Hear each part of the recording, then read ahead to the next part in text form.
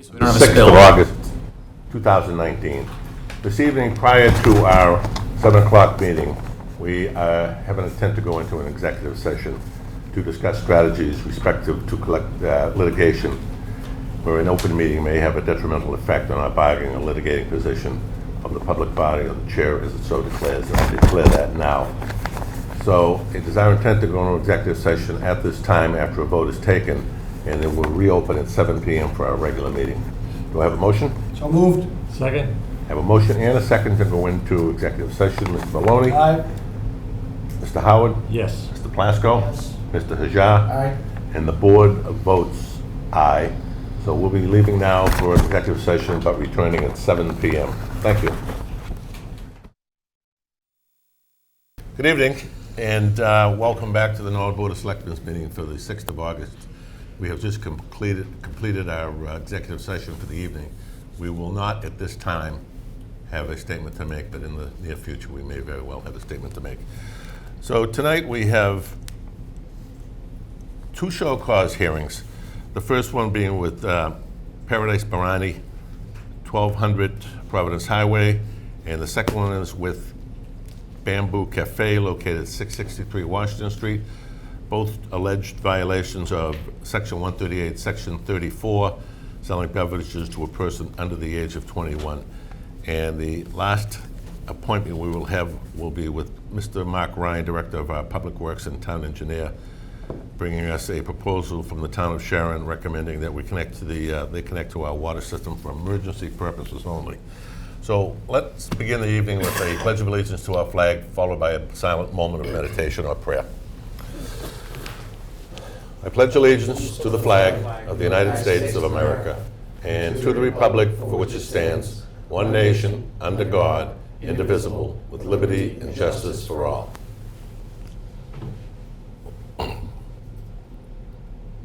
Thank you all, and please be seated. If you'd like to take the table, sir.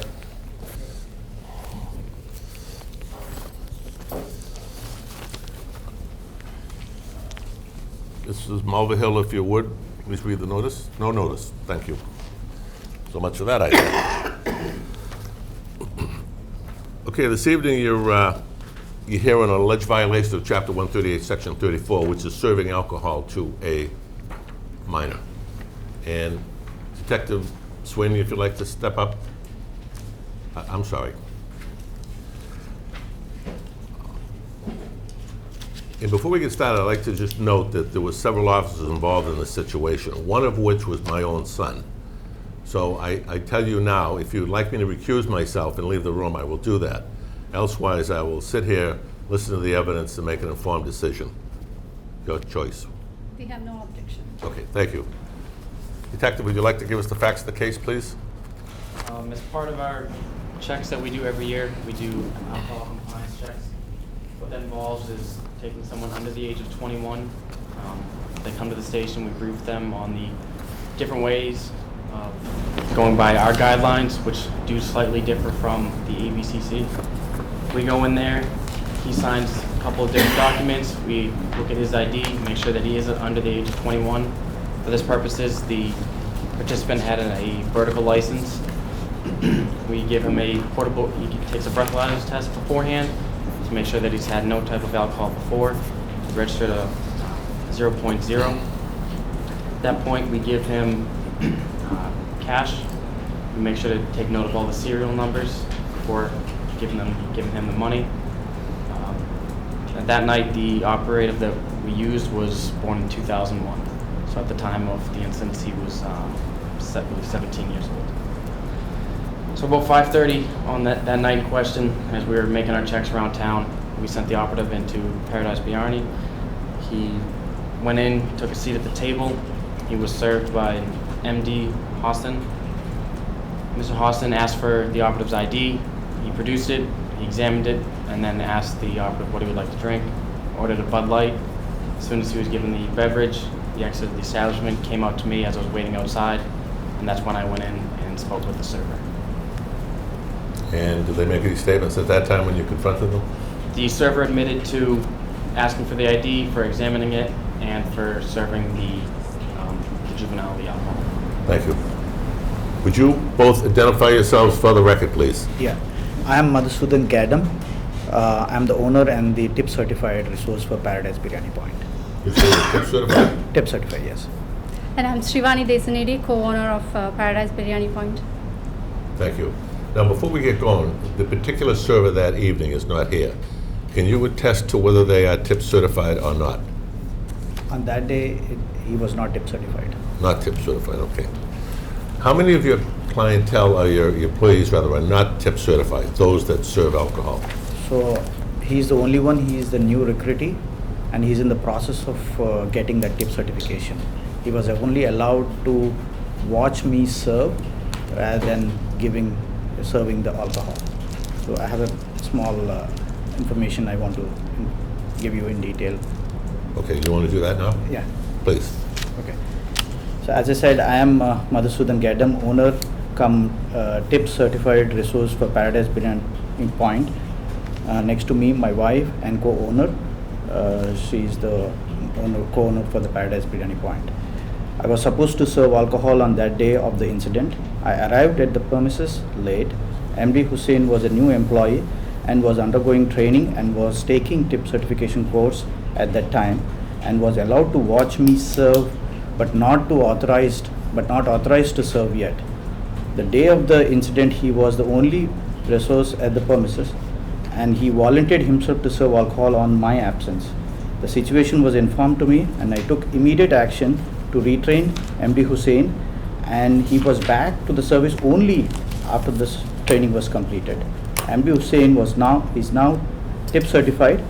I can submit that Hussain's certificate to the board. On November 2018, Norwood Police Department did similar check before this incident, and we passed the compliance check. I submitted the certificate to Srina. We are currently doing quarterly training to all the employees. Please accept my sincere apologies for this incident, and we are taking all possible steps to make sure this will never happen again. Thank you, sir. Thank How you. many years have you been in business now in Norwood? 3.5. With liquor to 18 months. 3.5. Thank you. Questions from the board? Sir, Mr. Howard? thank you. Good evening. Good evening. So what have you done since this? You said you've taken steps. What steps have you taken to correct this? First thing is we are maintaining logs on every incident, who is the server, who is on the board and starting, and what is the time that he is trying to serve, and what are all the incidents that he is happening, and what is the ID that he is checking, and what type of information he is validating to make sure that he is not underage. All the servers right now are tip certified. We are not right now recruiting anybody who is not tip certified, because they need to have both food serving and also alcohol, and we do not want to take any risk at this point. So we are recruiting only the persons who are tip certified. Well, it would seem like with this person that they were sort of in a hurry, that they took the ID, but they didn't look at it. Because these types of IDs, as you know, are a vertical ID. I mean, it's a giveaway. Plus, it's got in red in 2 places on it that they're underage. So what I'm saying is, they didn't look at it, as we've seen with other establishments. And in my opinion, this is inexcusable. I mean, how many other times did the same thing happen? That's my question. How many other times? We don't know. And that concerns me deeply. He was a new recruitee, and he was just recruited 3 days back of this incident happened. And this one did not happen with the other employees. Yeah, the employees, and we had a That we're aware of. That we're aware of. We didn't do a check with any other employees, you know what I'm saying? I hope that you put things in place to stop this, and only serve people who are of the proper age. Thank you. Will- Thank you, will be- Mr. Thank you, Chair. Mr. And Mr. Howard, my personal opinion, if we can't presume or assume that there has been any past situations, the only one we can deal with is the one that's in the context of the piece of paper here tonight. Any other questions for the board, Mr. Just a Hajar? question, Mr. Howard, asked most of mine, but is there any other ongoing training during the course of the year other than relying on tip certification to ensure that your servers are following the rules? Yes, all the tip certification course that they already passed, we make sure that they read the course and do the test again every quarterly. So, so that they don't forget what they already read a year back or something. So we are trying to make them reread and memorize everything that they already know. Thank you, Mr. Chairman. Thank you. Detective Green, before we go any further, when I called you to the table, I called you Detective Sweeney, and you are in fact Brendan Green, detective. So I apologize for that. Anything else on the board, Mr. Maloney? All set? Anything else on the board on either side? Do I have a motion? Motion is what? You have a motion, do you need a motion to Close the hearing? That's what I'm looking for. So moved. I have a motion to close this hearing unless you have something else to add. And I have a second. So all in favor? Aye. Opposed? Unanimous. Motion. Mr. Chairman, Sir, motion to issue a verbal warning. Second. I have a motion to issue a verbal warning as opposed to a written warning. All in favor? Aye. Aye. Opposed? Unanimous. So the difference between a verbal warning and a written warning is a written warning will be on file with the ABCC, the Alcoholic Beverage Control Commission, whereas a verbal stays here in Norwood. So this will be a verbal warning to you. You understand everything that's transpired here? Yep. Okay. Thank you for coming in. Thank you. Thank you, Detective Brendan Green. Not specific to that case. On all of these matters, similar matters that we've had, the last sentence always says that no criminal charges for selling alcohol, and that's at discretion of the police.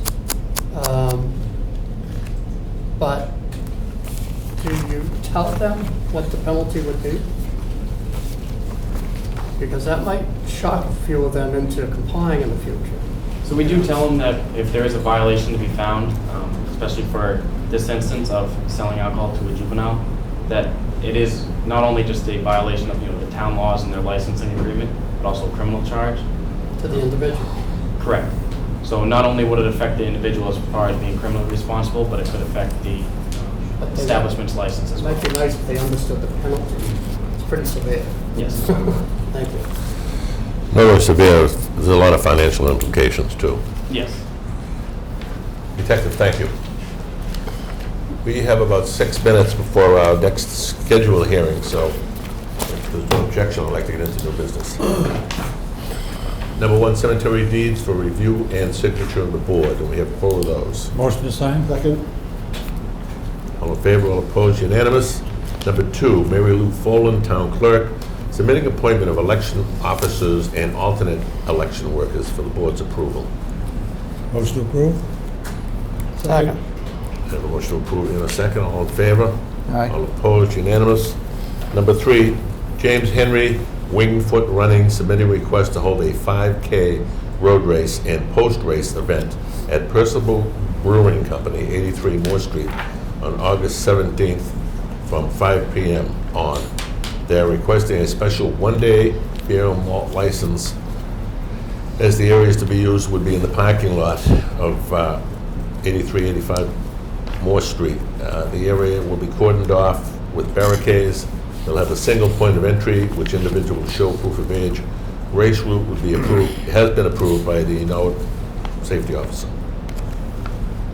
Anything from the board? Do I have a motion? Motion to approve. Second? Tough night tonight. Mr. Chairman, just one Sure. question. When it talks about, they give the time, but doesn't say, is they asking for it from 5 p.m. until closing or 5 p.m. to a certain time? It just says at 5 p.m. It's on the application here. My colleagues have it in front of them. Oh, this says 6 to 8, okay. Do you have it there? 6 to 8 on the application. On here. Okay, it'll be until Okay. 8 o'clock in the evening. Just hope they keep good control, because they're I don't know how It's a very big popular the area. race is going to be, but 15 by 15 is not a very big area. No, we're gonna have to keep an eye on it, but that's gonna be their issue. So I have a motion and a second. All in favor? Aye. All opposed? Unanimous.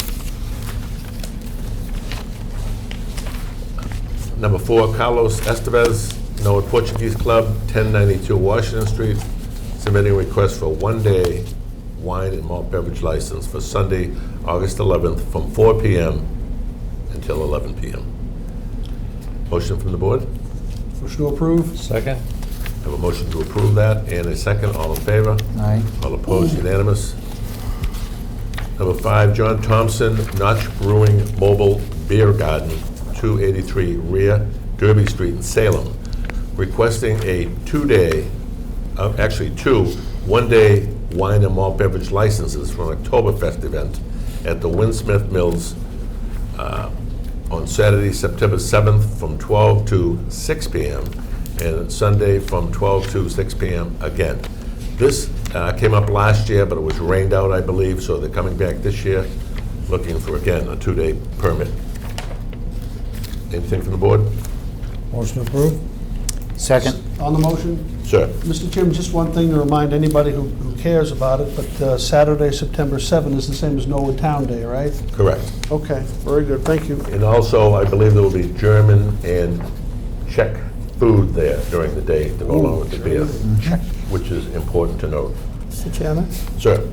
Just for the record, I think I remember voting against this last year because I think the area is too small to accommodate the expected crowd safely and handle parking and other issues that could arise for this type of event. So for that purposes, I'll be opposed. Okay, I'd like to make an amendment to that motion if I could, that we also notify the police department that this is taking place, so they can drop by and peruse the area to see if there's any problems. Absolutely. Okay, so I have a motion and an amendment to that motion. All in favor? Aye. Opposed? Opposed. Unanimous? Nope, 4 to 1. One, yes, right, one opposition. So it's 4 to 1.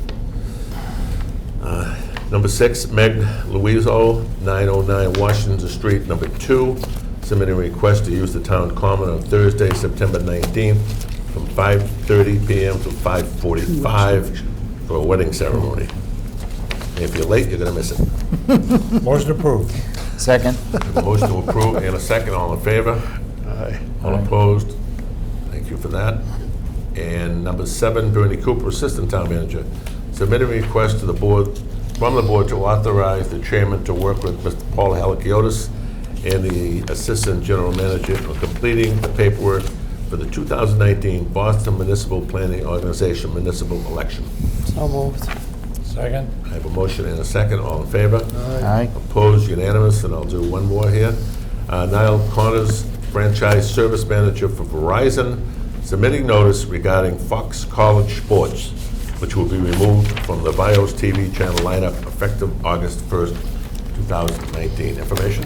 Information to file. Second? All in favor, all opposed, unanimous. If somebody could check out in the corridor, we have a 7:20 Yep. show cause hearing Right there. for Bamboo Cafe. Have a seat, sir. Okay, before we get started, I'm going to do what I seem to be doing all the time.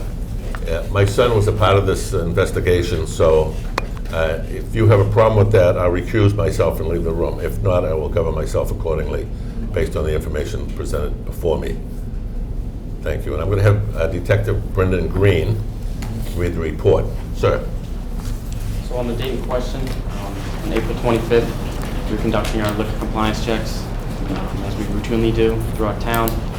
We were going to all the different establishments in town that night. We had an underage operative at the station. We looked at his ID. He had a vertical license that clearly marked when he was turning 21 and when the ID expired. His date of birth was 2001, so at the time of that night, he was 17 years old. We gave him a breathalyzer before he went out to the establishment to ensure that he registered a .0 BAC, and we also did that at the end of the night to ensure that he also registered a .0 BAC, so he did not consume any type of alcohol throughout the night. He was also given money that was we noted the serial numbers on, made sure that when he was going into each one of the establishments that he did not have any type of money or any other fake IDs on his person. So on that night in question, at about 7:30 p.m., he went into the Bamboo Cafe and took a seat at the bar, ordered a Bud Light from the bartender, who was later identified as Yang Chang. She asked for an ID. The operative gave her his true Massachusetts ID. He examined it and they gave it back to him and proceeded to serve him the beer. Once the beer was put in front of him, he immediately exited the restaurant, came directly over to me, provided me with the description of the bartender. I went inside and identified her and explained to her that she just served alcohol to a minor. Thank you, Detective. Good. Do you have any questions to ask the officer or a statement to make? No, not at all. Cause I got so many new waiters sometime, you know, and what about because that time she was not a tip certified, and she probably, you know, she told me, she explained it to me, and then she said she miscalculated. I don't know. She miscalculated the age. She did check the ID in 2001, whatever. I don't know. Maybe it was too busy for a moment, yeah. Did you say she was or was not tip certified? She wasn't, no. She Okay. wasn't tip certified. Where do we stand with that right now today? So she already has the. She already has the tip I have the tip certified, you know, because she don't need to, you know, use the calculator to calculate the people's age. You know? So usually just, you know, whatever the, yeah, it's 20 to 21. It's pretty. We have the poster on the walls. She don't know how to check because yeah, maybe the experience, but she did check the ID. It was, just, Mr. Chairman, Sir. it was a, Detective Green, it was a vertical Correct. license, correct? Correct. It's in the Yeah. report. So Yeah. as opposed to horizontal for old people, vertical for young. Okay, all right. And the vertical license also stipulates that you will be 21 on a particular date, or until a particular Yeah, date. okay. 21. Thank you. Do you have anything to add, Captain Green? This is the. Do not. For the. She did Questions from the tip board? certified. Mr. Howard? Thank you. Yeah, good evening. So what are we doing now to improve? Oh, usually we have either my wife or I'm in a restaurant, you know, on-site manager, you know, we double check the ID, you know, make sure we serve the right person for the alcohol. And you know, sometimes, I don't know, how do I have to say it, but it was a mistake. No, I understand it was a mistake, and I can accept that, but I want to know, going forward, how we're correcting that. That's important to me. Yes, so she got a tip certified right now, Yeah, and we gave her the warning, yeah. and then we also have the. Does she understand that now if it's a vertical license, that Yes. the person is underage? Yes. I mean, the reason it looks bad to me is, if a person has the license in their hand, they're not looking at it. If they were looking at it, they'd see they're underage. It's not complicated. It has it in red in 2 places on the license. Plus, it's a vertical license. Yes. It's very frustrating because a lot of the businesses have done this. You aren't alone. I mean, but Sorry. to me, it's terrible. It's when they have an obvious license that says they're underage. To me, it's terrible that people don't see that if they have it in their hand. I mean, what are they looking at? Thank you, Mr. Chairman. Thank you, sir. I'm sorry, Mr. Shah. I'm gonna repeat a little bit because I'm a little frustrated with the answer. Are you tip certified? I was the tip certified. No. Are you currently tip certified? Complete? Yeah. So, okay. Yeah. So when you say that you were looking and she got confused, she couldn't figure out the date, that's not only a wrong answer.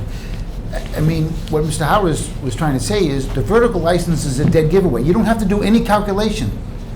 The license, the vertical license in and of it by itself means the person is presenting a license that is underage, they cannot be served. There's no mental calculation that has to be done. So when you say that, that gets me really nervous that either you don't understand the tip certification, and the person who's serving it obviously was not tip certified, but I question that now because there is no, you understand, there's no calculation. What Mr. Howard was emphasizing, it's not only in red on the license and it's vertical, you don't have to do any calculation. Someone gives you that type of license, it's game over. I'm sorry, you cannot be served. It's not a valid license for over 21. That was when the dead time happened, she was not the tip certified. So they think about what about? Right, but you are, and the way you were explaining it implies to me that you don't fully understand it either. I'm sorry, I was in a restaurant for so many years, maybe right now. As my wife was in charge in a restaurant, and she was the tip certified. Other than tip certification, is there any other training that you complete during the course of the year with those that are certified? We go through I think they will all go through from the online course, maybe a little bit complicated.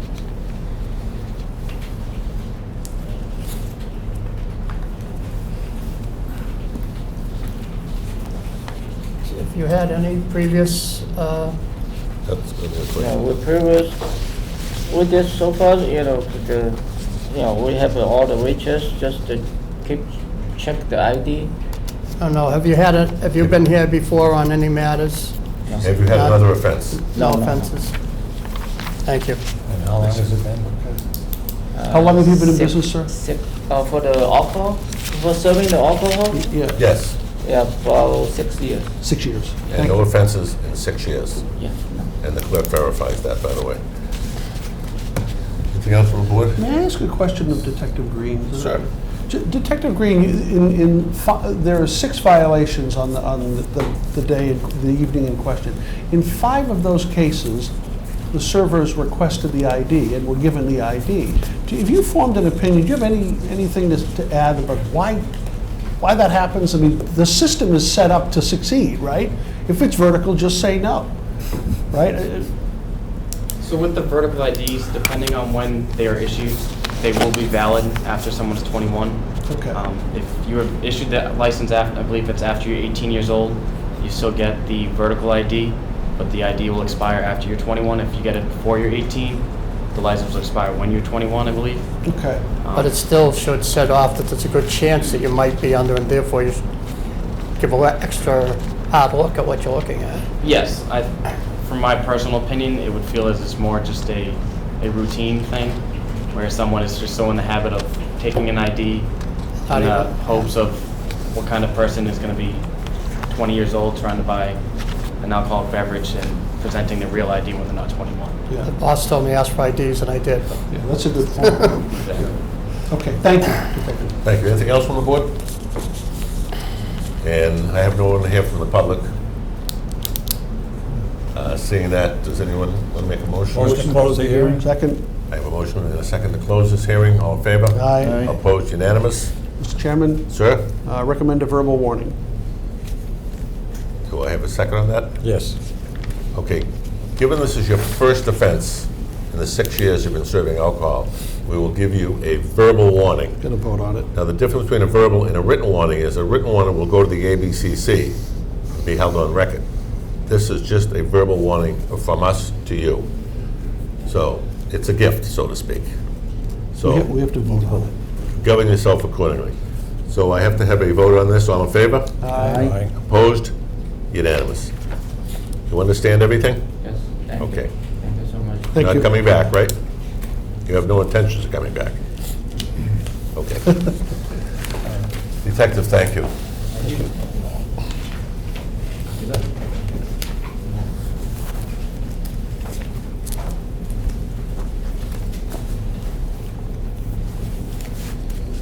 Mr. Ryan? 7:30.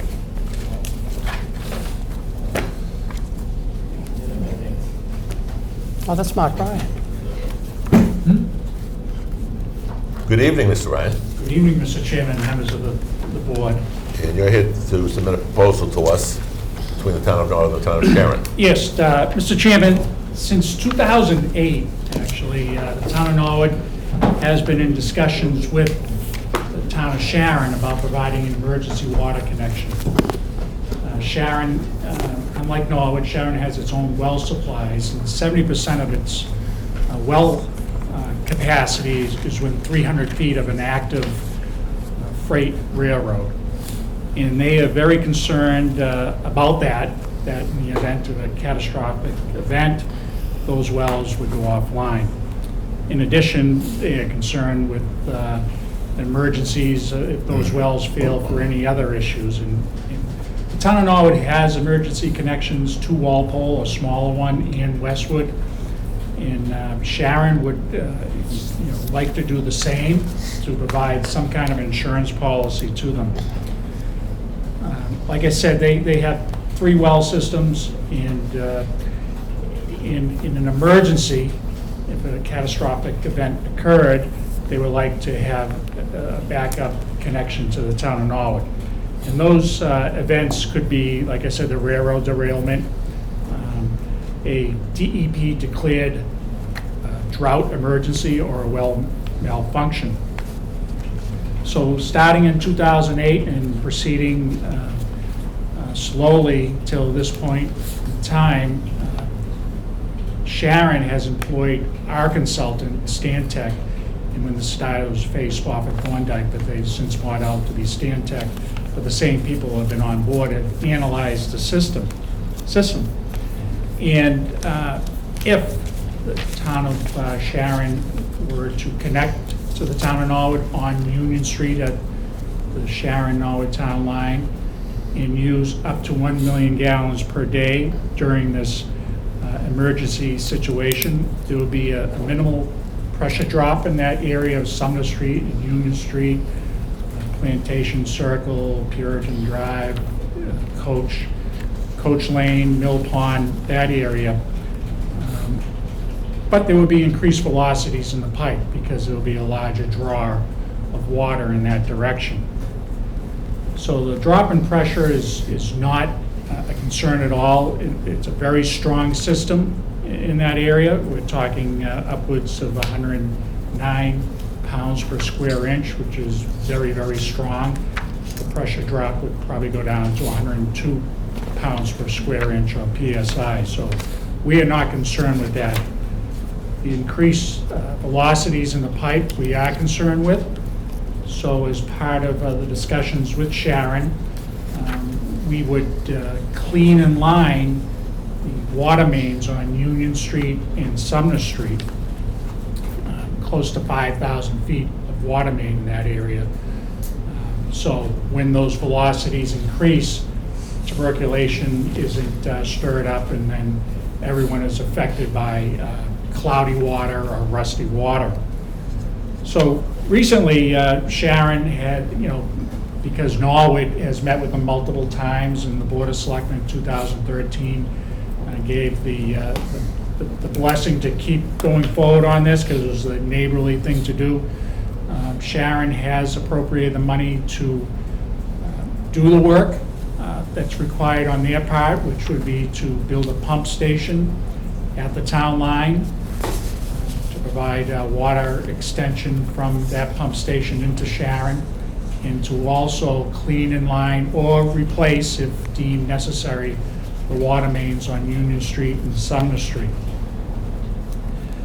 The reason for the pump station, just so everyone knows, even though the system is strong in Norwood, Sharon is actually higher in elevation for most of the town. So the pressures of 102 PSI at Union Street, the town line, would be insufficient to get to those higher elevations. So there has to be a pump station constructed there, and that would force the water to the higher elevations.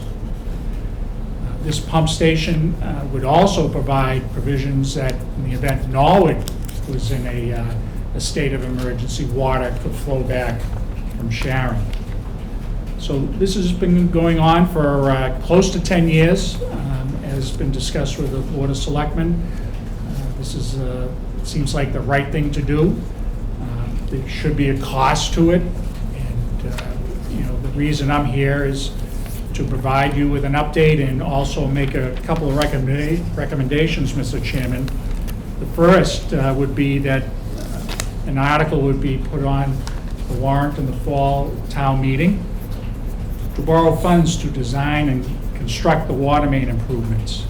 And Sharon has already appropriated those funds, so the annual debt service will be provided to the town of Norwood for that work. And secondly, to authorize the general manager to direct Stantec and town council to develop a MOU with the town of Sharon and the town of Norwood, obviously, and develop a standard operating procedure to maintain that pump. You know, there'll be times of regular maintenance that we have to operate that pump to make sure it's operational, so that standard operating procedure would go into detail about what is a declared emergency. How do you notify the residents that this is going on?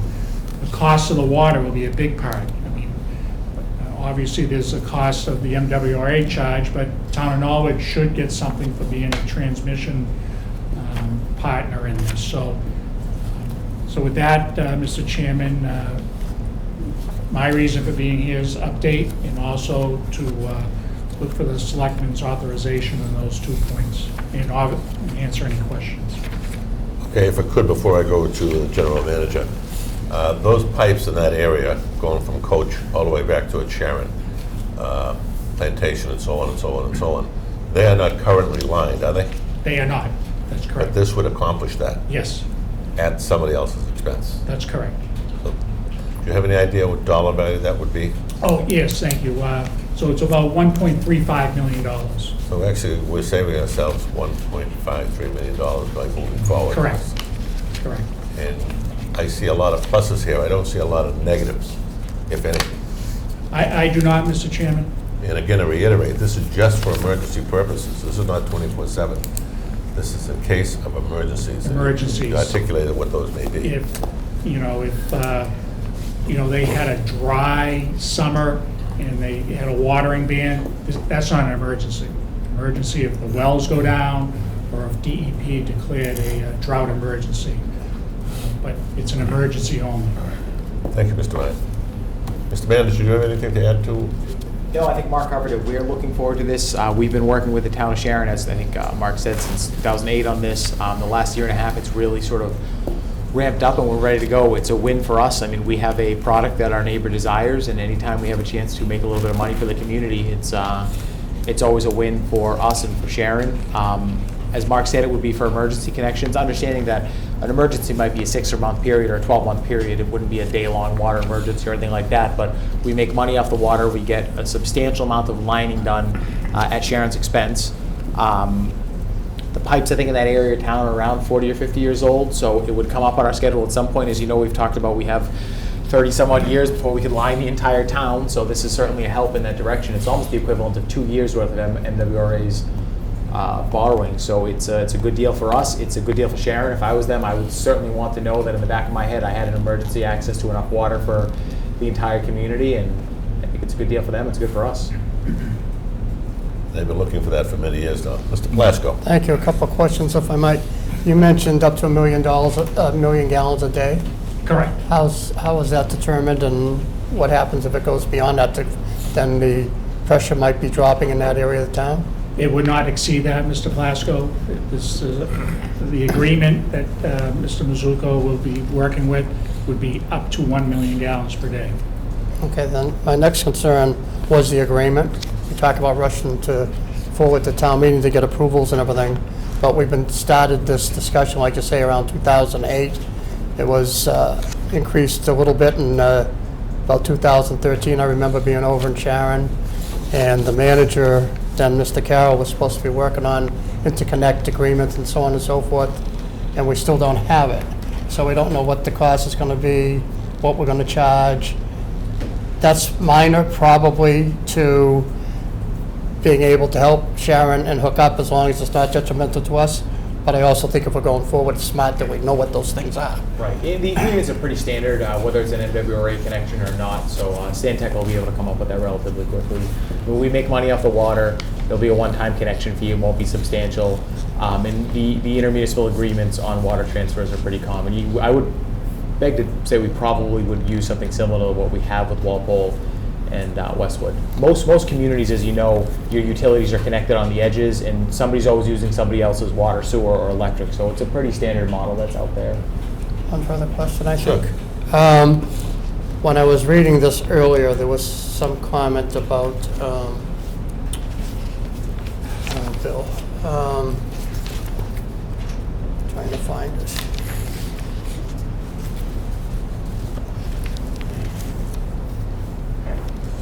While you're looking for that, if I could. Okay.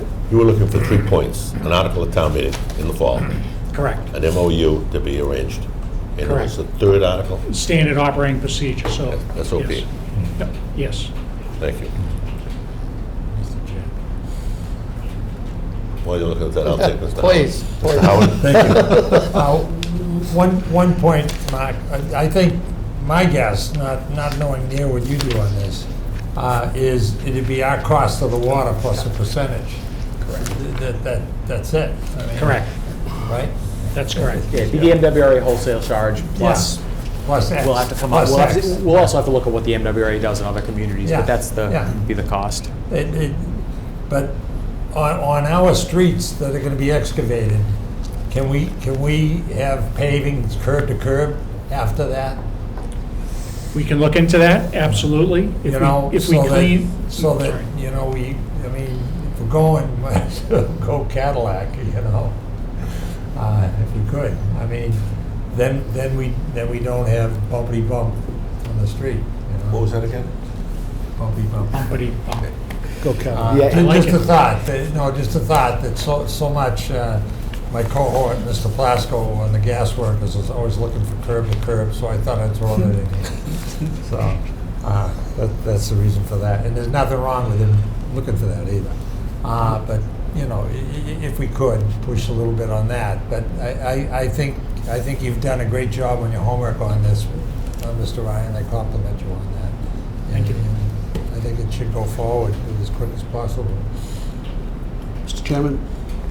I'm just going to take Mr. Hajar first, if I could, sir. Okay, Mark, so we do have written agreements with Westwood and Walpole? I would assume we do. I'll have to go take a look for them. Okay. They're older agreements, so. And if not, there are typical interconnections between towns.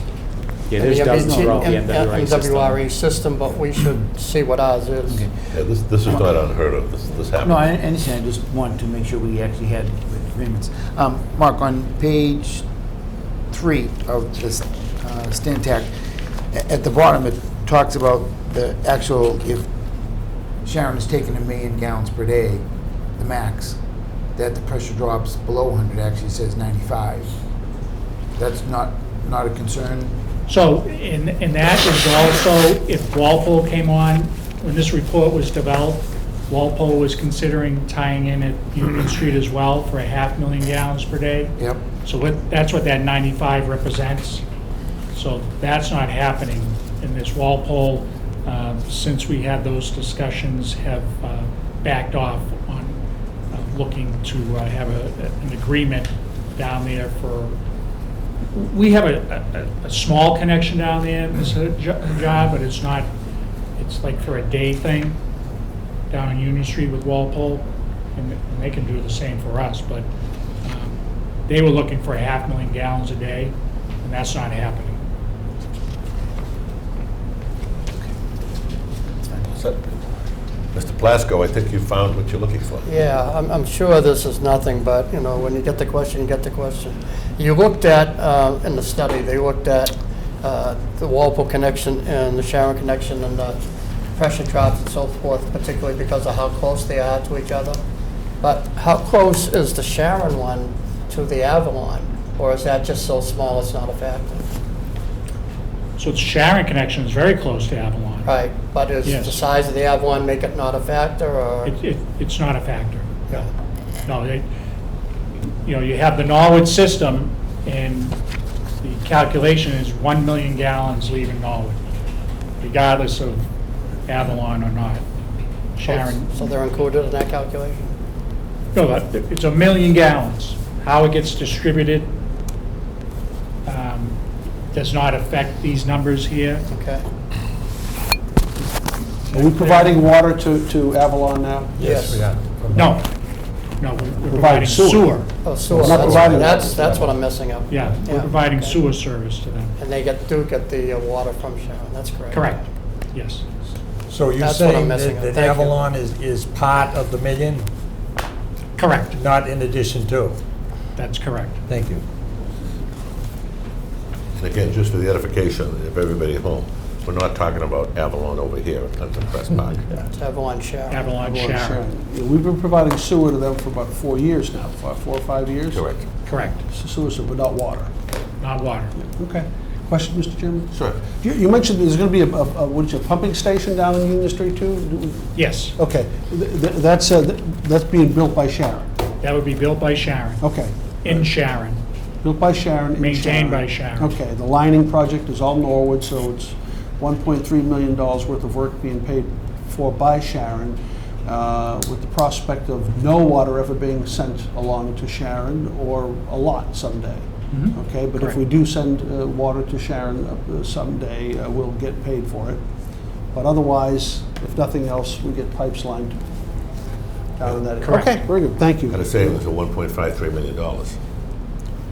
135, yes, 135, I'm sorry. Yep. Yeah. And again, the reason for that pumping station is because the elevation change, that water has to be taken and pumped uphill into Sharon. yes. Anything else from the board? I just think it's interesting, it's taken them 10 or 11 years, but we're gonna do it by November. Anything from the manager? No, to Mr. Plasko's point, communities in the MWRA, we're fine with the MWRA. Everyone else connecting, I don't know, it seems to take a long time. But for them, they're outlaying a lot of money for something they need. We're just sitting here saying, sure, we'll make money off you. So it's much easier for us. Sure. We get to go to the taxpayers and say we're saving $1 million as opposed to, hey, we're spending $1 million. And if I could, just one final question from my side, I think. And Mr. Plasko may remember this. Some years back, you would remember, Mark, hopefully. But I would. In the Plantation Circle area, wasn't there an issue with water pressure years and years and years ago? There was a gentleman from Union Street that was always complaining I about. think that was the retention pond. That was the There retention pond There was issue an issue with the retention Yeah. pond. All the storm Yes. Stormwater. Yeah. water detention pond, Okay, that's what it was. yeah. All right, thank you. Anything else from the board? Any recommendations? Okay, what we're trying to do here is get a vote to authorize an article for town meeting to be determined by the appropriate parties, along with an MOU to be written up, as well as a standard operating procedure, again, from your office. Is everybody clear with that? Yep. So do you want a motion, separate motions then, one to authorize the crafting of an MOU? I think one is By the fine. manager's office. One complete, to touch all 3 points. One motion. All right, so moved. Do I have a second? Second. Have a motion and a second to authorize those 3 stipulations. All in favor? Aye. Opposed? Unanimous. Anything else, sir? Not for me, I mean, I'm gonna stick around Yeah, just, I know later. Mr. Jar just had a question about road surfacing process. If we have 2 minutes for, Mark wants just to explain how we go about rating roads for the annual pavement program. Absolutely. Thank you. So I've been here for, it will be 20 years in October, and since then, I've been the main person involved with choosing the streets. Well, not the main person, for the first 18 and a half, it was myself and John Carroll, so. But You got to drive. but we get the drive. No one ever took us up on that offer. But anyways, just so everyone knows how we determine which streets to be paved in Norwood, I am actually trained in pavement condition rating system through the Asphalt Institute. And basically, you look at a road and you look at determination of percentage of number and type of cracks in the road, failed sections, and rideability. You do the best you can. It is very subjective. There are systems out there that you could hire a firm and it'd be $100,000, and they would tell you every road is in terrible shape, and give you a scary number on what it would take to bring them up to the right condition. Like I said, it's very subjective. We try to give preference to worst first, but there are other factors involved. Known utility work, if it's coming around the corner, will delay resurfacing of a road. For example, we want to do a larger portion of Prospect Street this year, but we're fortunate to get more funds for cleaning and lining, so we shorten up that section of resurfacing, and cleaning and lining will be done this year, and next year we'll resurface it. Recent utility work might advance resurfacing of a street, because sometimes the gas company has identified a street that's in need of a main repair. Might not be high on our list to pave, but with their work, and then with money from them, we'll advance that on the list to be paved. Volume of traffic, if you have a side street compared to a main road, you're gonna give preference to the main road, because that's receiving most of the traffic.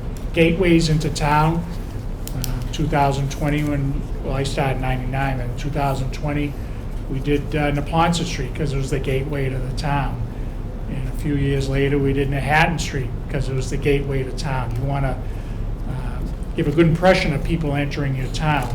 So those kind of jump to the forefront. Your business district. In 2000, we repaved Norwood Center, and then we just did it 2 years ago in 2017. A little quicker than other streets, but that's your center. You should take care of your center.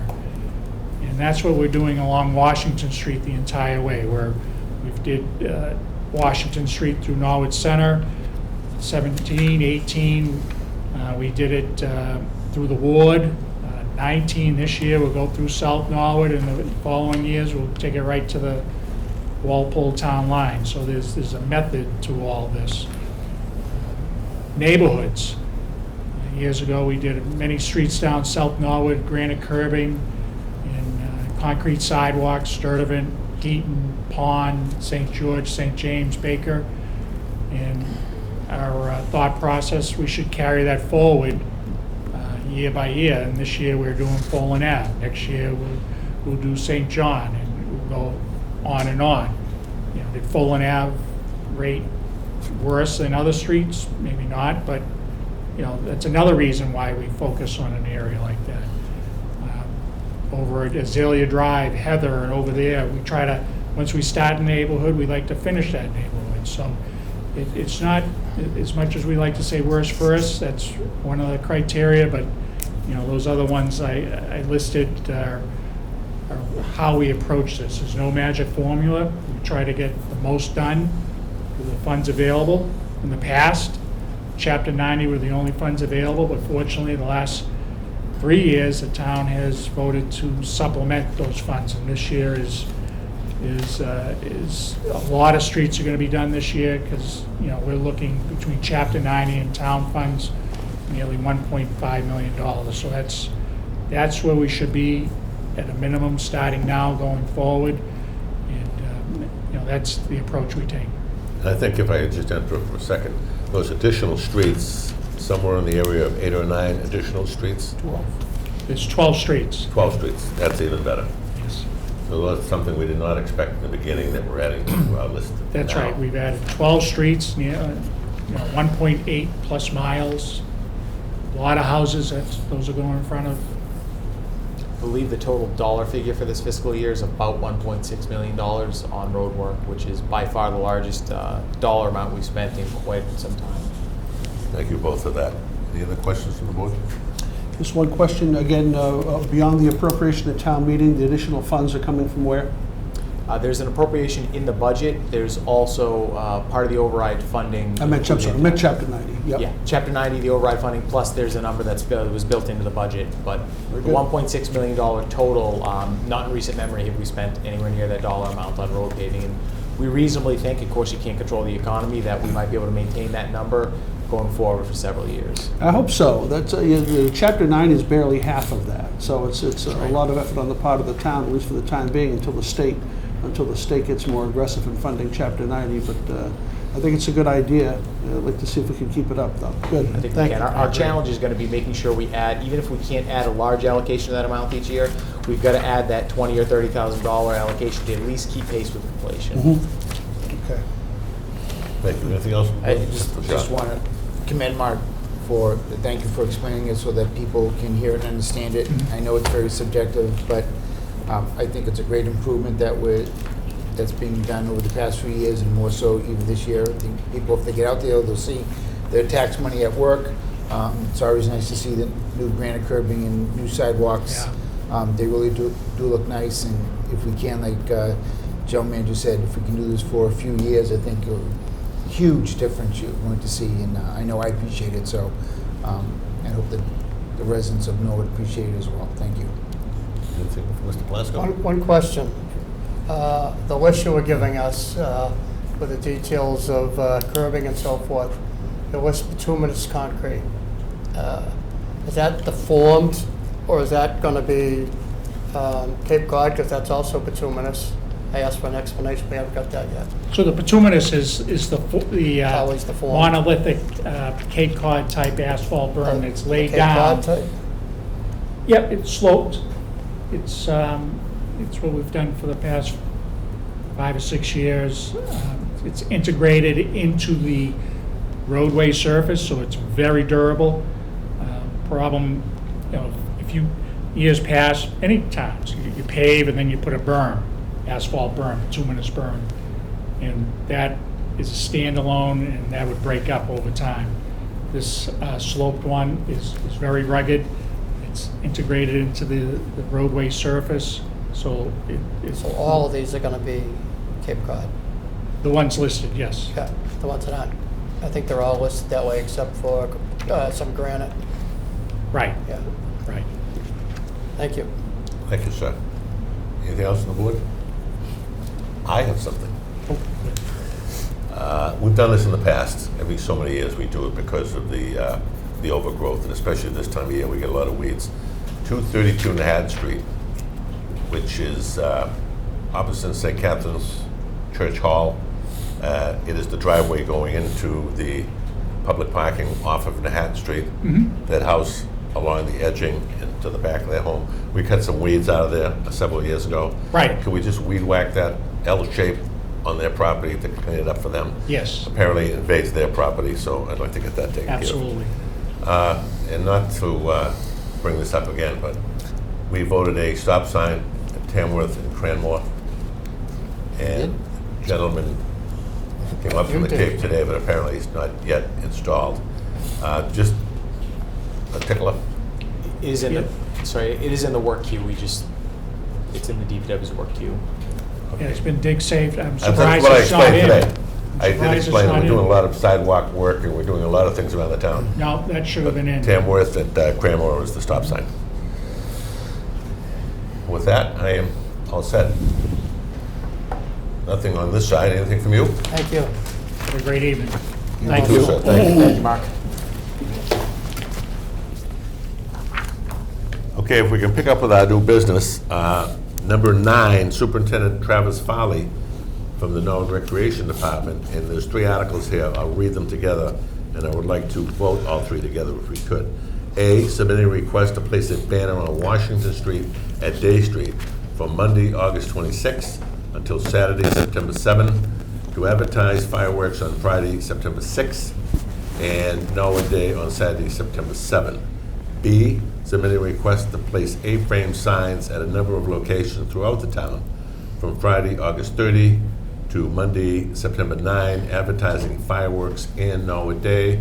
And lastly, number C, submitting a request to close the Civic at 5 p.m. on Friday, September 6th, so that the staff may assist in the fireworks display. Motion to approve all 3. Motion, do we have a second? Second. Have a motion and a second. All in favor? Aye. Opposed? Unanimous?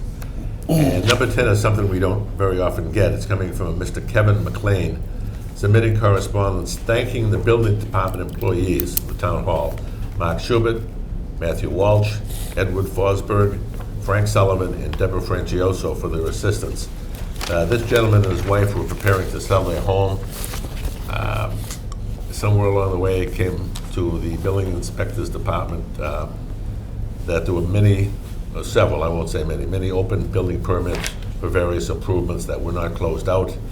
Mr. McLean expected a long, lengthy process. Mr. Schubert and his staff got right on that, and to everybody's delight, everything was cleaned up and very efficiently, and Mr. McLean wants us to know that. So I think it's very important when town employees get a handshake or a hand applause for these types of things. I think we should note it. So that is information to file, I believe. So moved. I have a motion and a second. All in favor? Aye. Opposed, unanimous. Number 11, Kevin Magner from Bowl Boys. That's a food truck here in Norwood.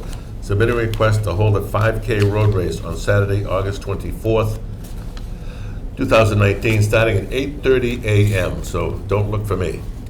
The race route has been approved by the safety officer, and the race will begin and end at the VFW post 2452 on Dean Street, and all post-race activities will take place on the VFW grounds. Not all at once now. Mr. Chairman? Sir? These are things we certainly like to support usually, and this is probably a good one, but I have one concern.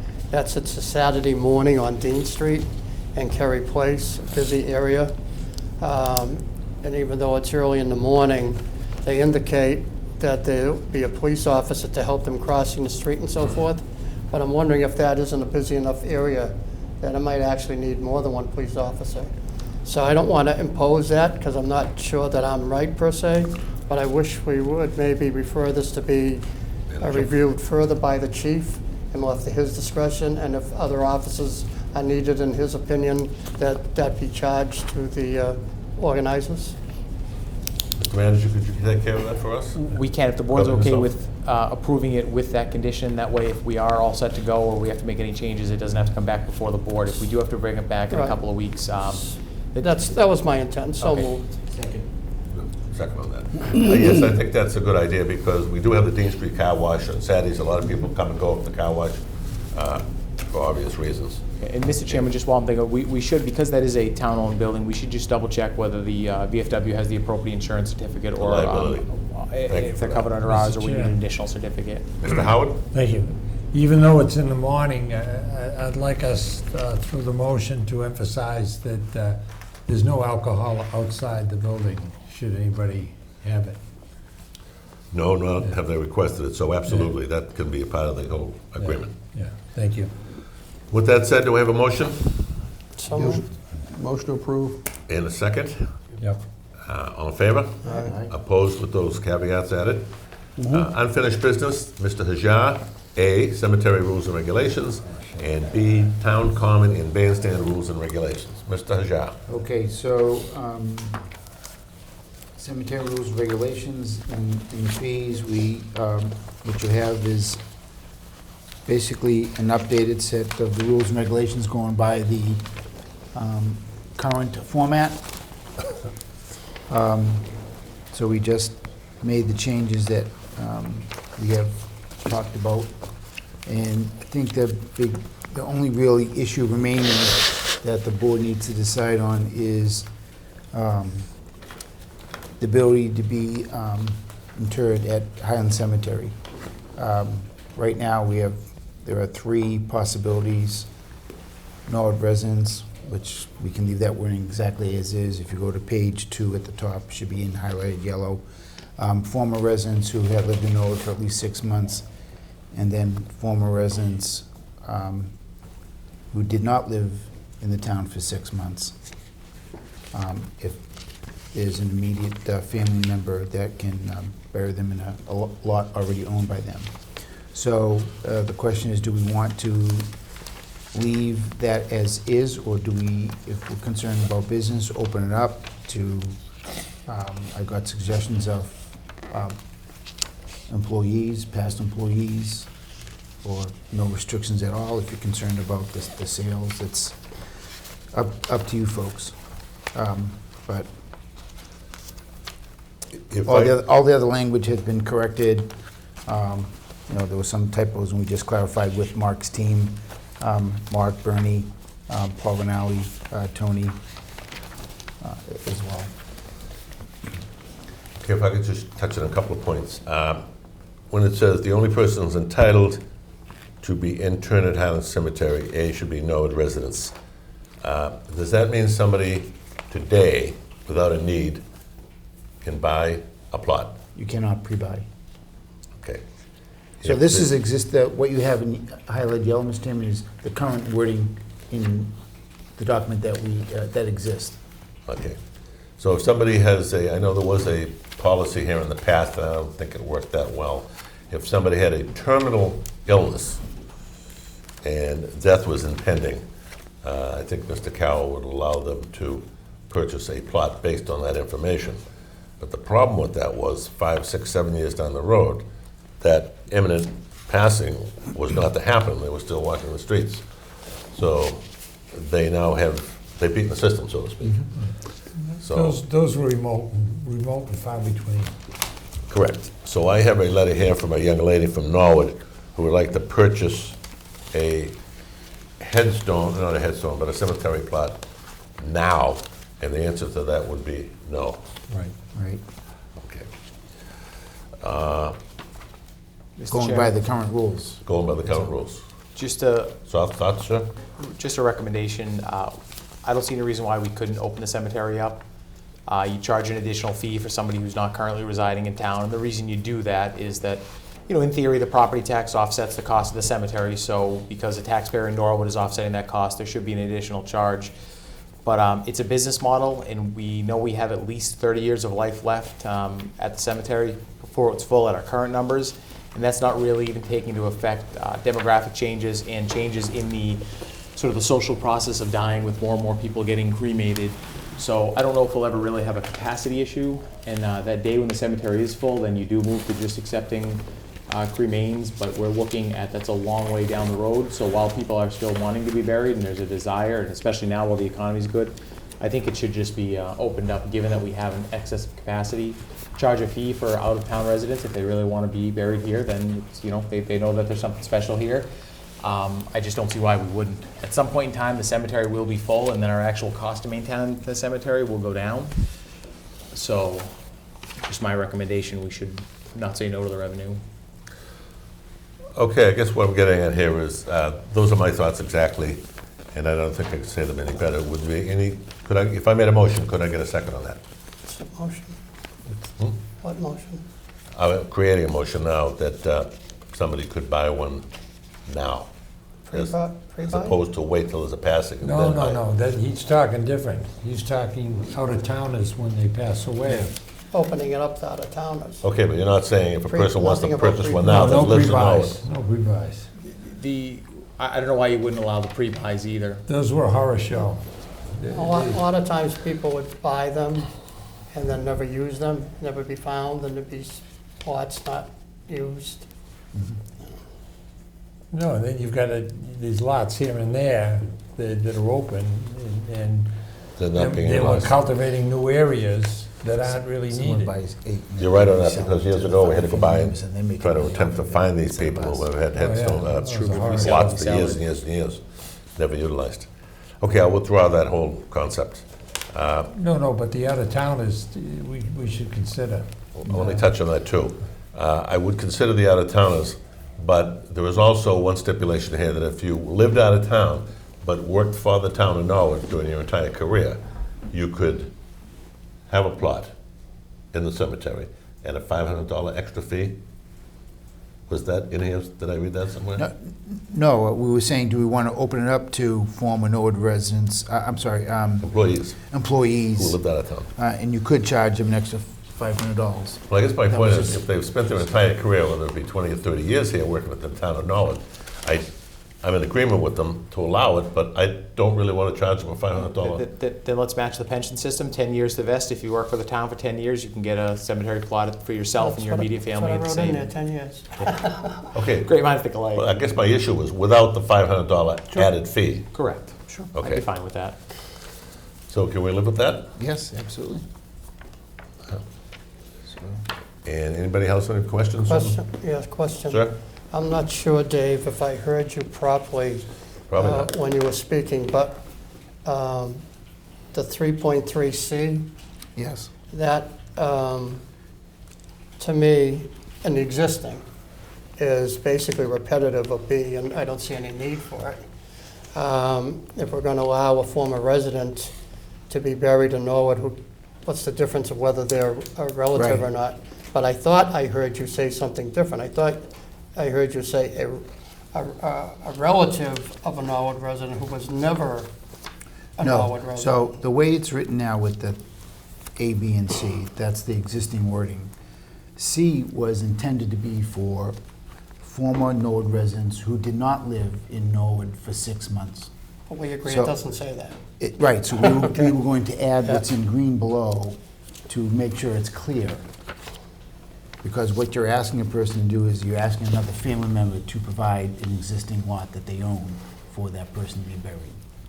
That was the distinction that Mark was telling me needed to be made. So if we're allowing them to, if they have already bought a lot, presumably since we don't pre-sales unless they're real old timers, when we did allow that, Right. they don't have one, they have to go out and buy one. Well, So they- they already have one. You know, the husband's already died and the wife now, her brother dies and she wants to bury him in the same spot. Right. But if we're allowing that, do we really need to limit it to that he also lived in Norwood? What if it's her brother, in the example I just gave, so he always lived in Norton, never lived in Norwood? Does it have to be a relative?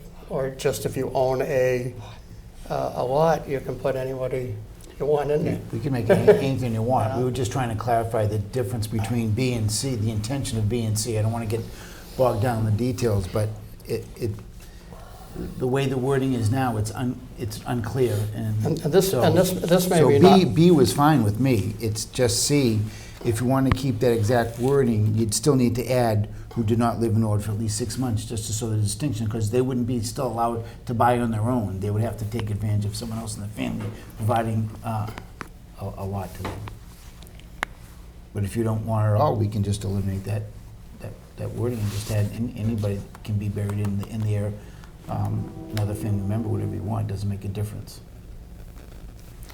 Well, just speaking for myself, and I know this is probably not necessary because I don't think it's been an issue, but the period of time of 6 months, that just doesn't seem long enough to me. Any of these type of regulations that I personally had contact with are a year. It seems like 6 months, you haven't even moved into town. Why have a residency requirement? Seems like you should be here some period of time.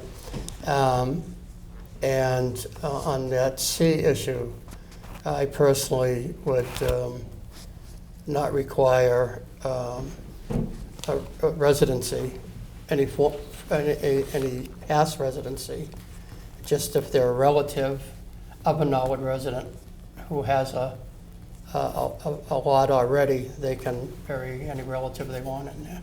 Okay? Is that amenable to you, Mr. Hajar? Sure, absolutely. Anything else from the board? Any questions or comments? So, I'm going to make a motion that we ask Mr. Hajar to once again give us a clean copy with those amendments, which would be to change B to 1 year, to change C, as we discussed, to simply a relative that might be buried in a Norwood residence lot, without the requirement that they necessarily have been a former Norwood resident, and add the availability of the purchase or internment by a former employee who's worked for the town for at least 10 years. Are you all set, Mr. Plasko? That's the motion. If there's a Okay. second. Do I have a second on that? Second. I have a motion and a second. All in favor? Aye. All opposed? Unanimous. And the second piece of that is the fees. Before we get to C, could I just ask one more Yes, thing on yes. the financial structure? We have a 4-year plan going out. Yes, now a 4-year plan going out, yes. Okay, I guess my point is, and it's a minor point, so don't anybody have a meltdown. We've had a tax increase, we've had a water rate increase, we've had an override. We've just hit every citizen out there with an immense amount of financial distress over the last year. What I would ask for is if we could just delay this until July 1st of 2020, and at that time, put it into play, just to give the citizens a time to recoup financially. And I know this doesn't affect every citizen in town at the same time, but over a period of years, it will affect them one by one if they still live here in Norwood. So, Mr. Chairman, just to clarify, what you're proposing is there's a proposal to raise cemetery fees over a 4-year period, that you would go along with that proposal, but starting a year Correct. from now I'm as sorry for opposed that. to... Yes, you're correct. within Why 30 are you going days. along with that proposal? What's that? You're going along with this proposal? I would go along with the proposal, but to put it in Starting effect next year instead of July right now. of 2020, as opposed to immediately. I agree with the delay. We did take this under advisement, not just table it. I think there were further things we wanted to have some time to look at. I know I mentioned one about perpetual care and taking a closer look at that. The different reasons you just mentioned, that there's sometimes, like the cost of cable programming, that we have to go up to stay in business and have to go up in the price. This is one that a fiduciary responsibility. We want to try to make the cemetery reasonably self-sufficient, but identify or define that reasonable to me. This one, over the last 12 years, if we take out the one anomaly high year, we've averaged a 70% return. I think that's fairly good for this type of operation, and no need to be in a panic. I think last time, at least personally speaking for myself, I was panicking a little bit because it had dropped from 83% in 1 year down to 66%, and also the internments had really dropped. But we noticed this past year, they've updated the charts for us. The cost recovery's gone back up to 79%, and that's basically because the internments have gone back up. And I think any further discussion we might have about non-residents and everything, we might want to take a few more years to really analyze what the trend is, whether we think we have room for outsiders or not. So I think we need some more time. I would prefer to, maybe 120 days before July 1st, start discussions again, start reviewing again, because I think there's enough things in the information that Dave gave us that last time we discussed, we had some questions on. We might want to change some of those numbers to just say today, a year from now, or basically a year from now, we want to implement this. I think we should say we're going to consider a price increase for effective July 1st, but to have further discussions of what that increase should be closer to the actual time, not tonight. Well, just to be clear, I believe what Mr. Bishop is suggesting is that the board agree with the fee increase, but instead of implementing it, usually we do it within 30 days, it will be implemented a year from now. So delaying Right, the but I fee, don't agree otherwise with going those. These increases are like 9%, and I don't know that I agree with those. They also increase, and again, obviously just my opinion, but they increase the perpetual care. But the question is, do we want to even keep perpetual care? Because I question what's going on in these other towns, and can we learn anything from them? And if we can't learn anything from them, and the best way to go is perpetual care, then that number is one number I think should be much, much higher. So I think there's things to discuss rather than just necessarily accepting these tonight. To put us on the right road, they show us where we want to go, to give us a lot of data, but I don't think they're the final product personally. So I guess what you're saying, you want to re-examine this and open it for discussion, With the intent March of 1st of anticipating an increase 2020, for July 1st. heading towards July 2020. 1st Right, implementation. personally. So moved, Mr. Chair. I still think there's confusion over the motion that the board is discussing. Mr. Bishop wanted to implement the fee Right. schedule starting next year. So whose motion are you seconding? Mine or Well, Mr. I'll Bishop's? withdraw mine for yours. No, I'm. It's basically the same thing, but you want to start it. I go along with Mr. Plasko that there's no reason we can't, if the plan is to wait a year, that 4 months before, we can discuss it then and make a final decision whether to go forward. That's fine. So that's the motion. Right, any discussion on the motion? Yes, Mr. Chairman. Mr. Hajar has something. All right, so I understand what you folks are saying, but we have been looking at this for a few months now. This isn't something that's new. That's number one. Number two, we're not hitting the taxpayer for this. These are one-time costs. They're not unreasonable when we look at other towns. We're trying to think a little bit more strategically and not have things come before us every single year, where it looks like we're always voting increases. We're trying to be deliberate in what we're deciding and look at long-term. You're going to wait 4 months prior to the beginning of the next fiscal year, which is, you're not going to have that full year's number of data to make a determination if we're making any real progress or not. It's going to be too soon. You're only going to have 8 months' worth of data for next fiscal year to make that determination. It's not going to sit well yet, because you're not going to have any reference to whether we're doing better or doing worse, because it's only going to be 8 months' worth of data. And you're going to say at that time, well, we need to have the remaining 4 months to say, are we doing better than last year, or are we doing worse than last year? I thought Mr. Bishop's proposal was more than reasonable. We had already stretched out the increases from 3 to 4 years to lessen the impact, so that reduced everything by 12.5% per year on the raises. And now by doing it one more year, you're actually reducing it again, which is okay. The intent was never to make money off of this scenario. It was to bring us closer to sustainability. The taxpayers are already paying for the annual improvements, which shows that we're paying a lot per year, and that's not going to change. And we did the cemetery, which was funded by the taxpayers for well over $1 million, as you all know. So I don't think we're being reasonable with the numbers if it takes effect next July. So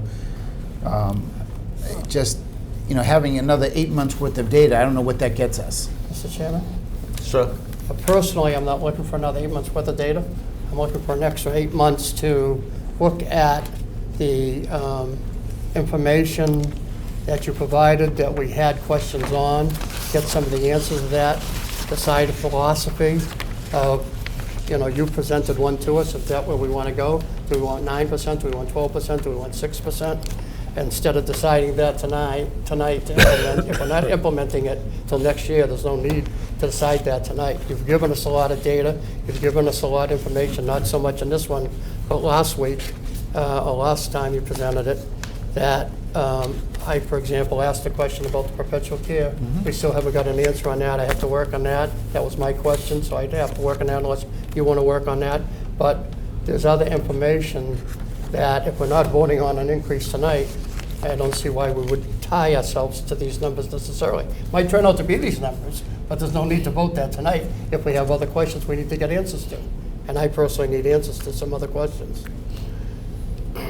Okay, I have a motion on the floor to look. Take it under advisement, Mr. Plasko, I'm sorry. Your motion's to take it under advisement for 8 months? Exactly, and then bring it up.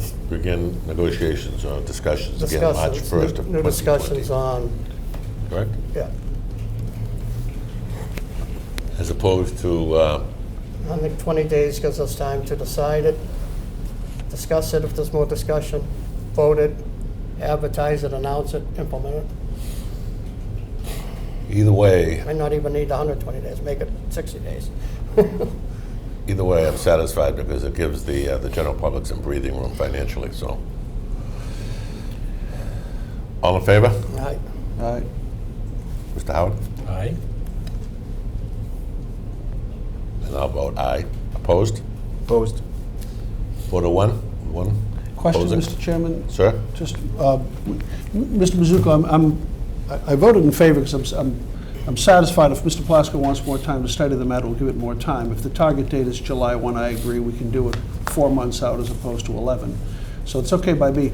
I do embrace the idea of increasing the cost recovery to somewhat, but again, we should probably be in unanimous agreement on that. The other issue, though, is the perpetual care. I think we've talked a little bit about sort of sequestering perpetual care funds, bulking up the account. Can you talk a little bit about what it means to put money into perpetual care as opposed to, say, a cemetery maintenance account. So, under state law, there's two different funds you can maintain for your cemetery. One is perpetual care, which if somebody pays into perpetual care for the continual maintenance of the grave, because remember, they buy the grave, they pay for a burial, there's some maintenance obligation we have in perpetuity for all eternity for that grave. So that money, the idea is that it's paid into that, and incidentally, private cemetery regulations model along the same way, that over time, the interest from in those investments and from that income will be able to cover the cost of that. Because at some point in time, this cemetery, just as every other cemetery, will no longer generate any revenue.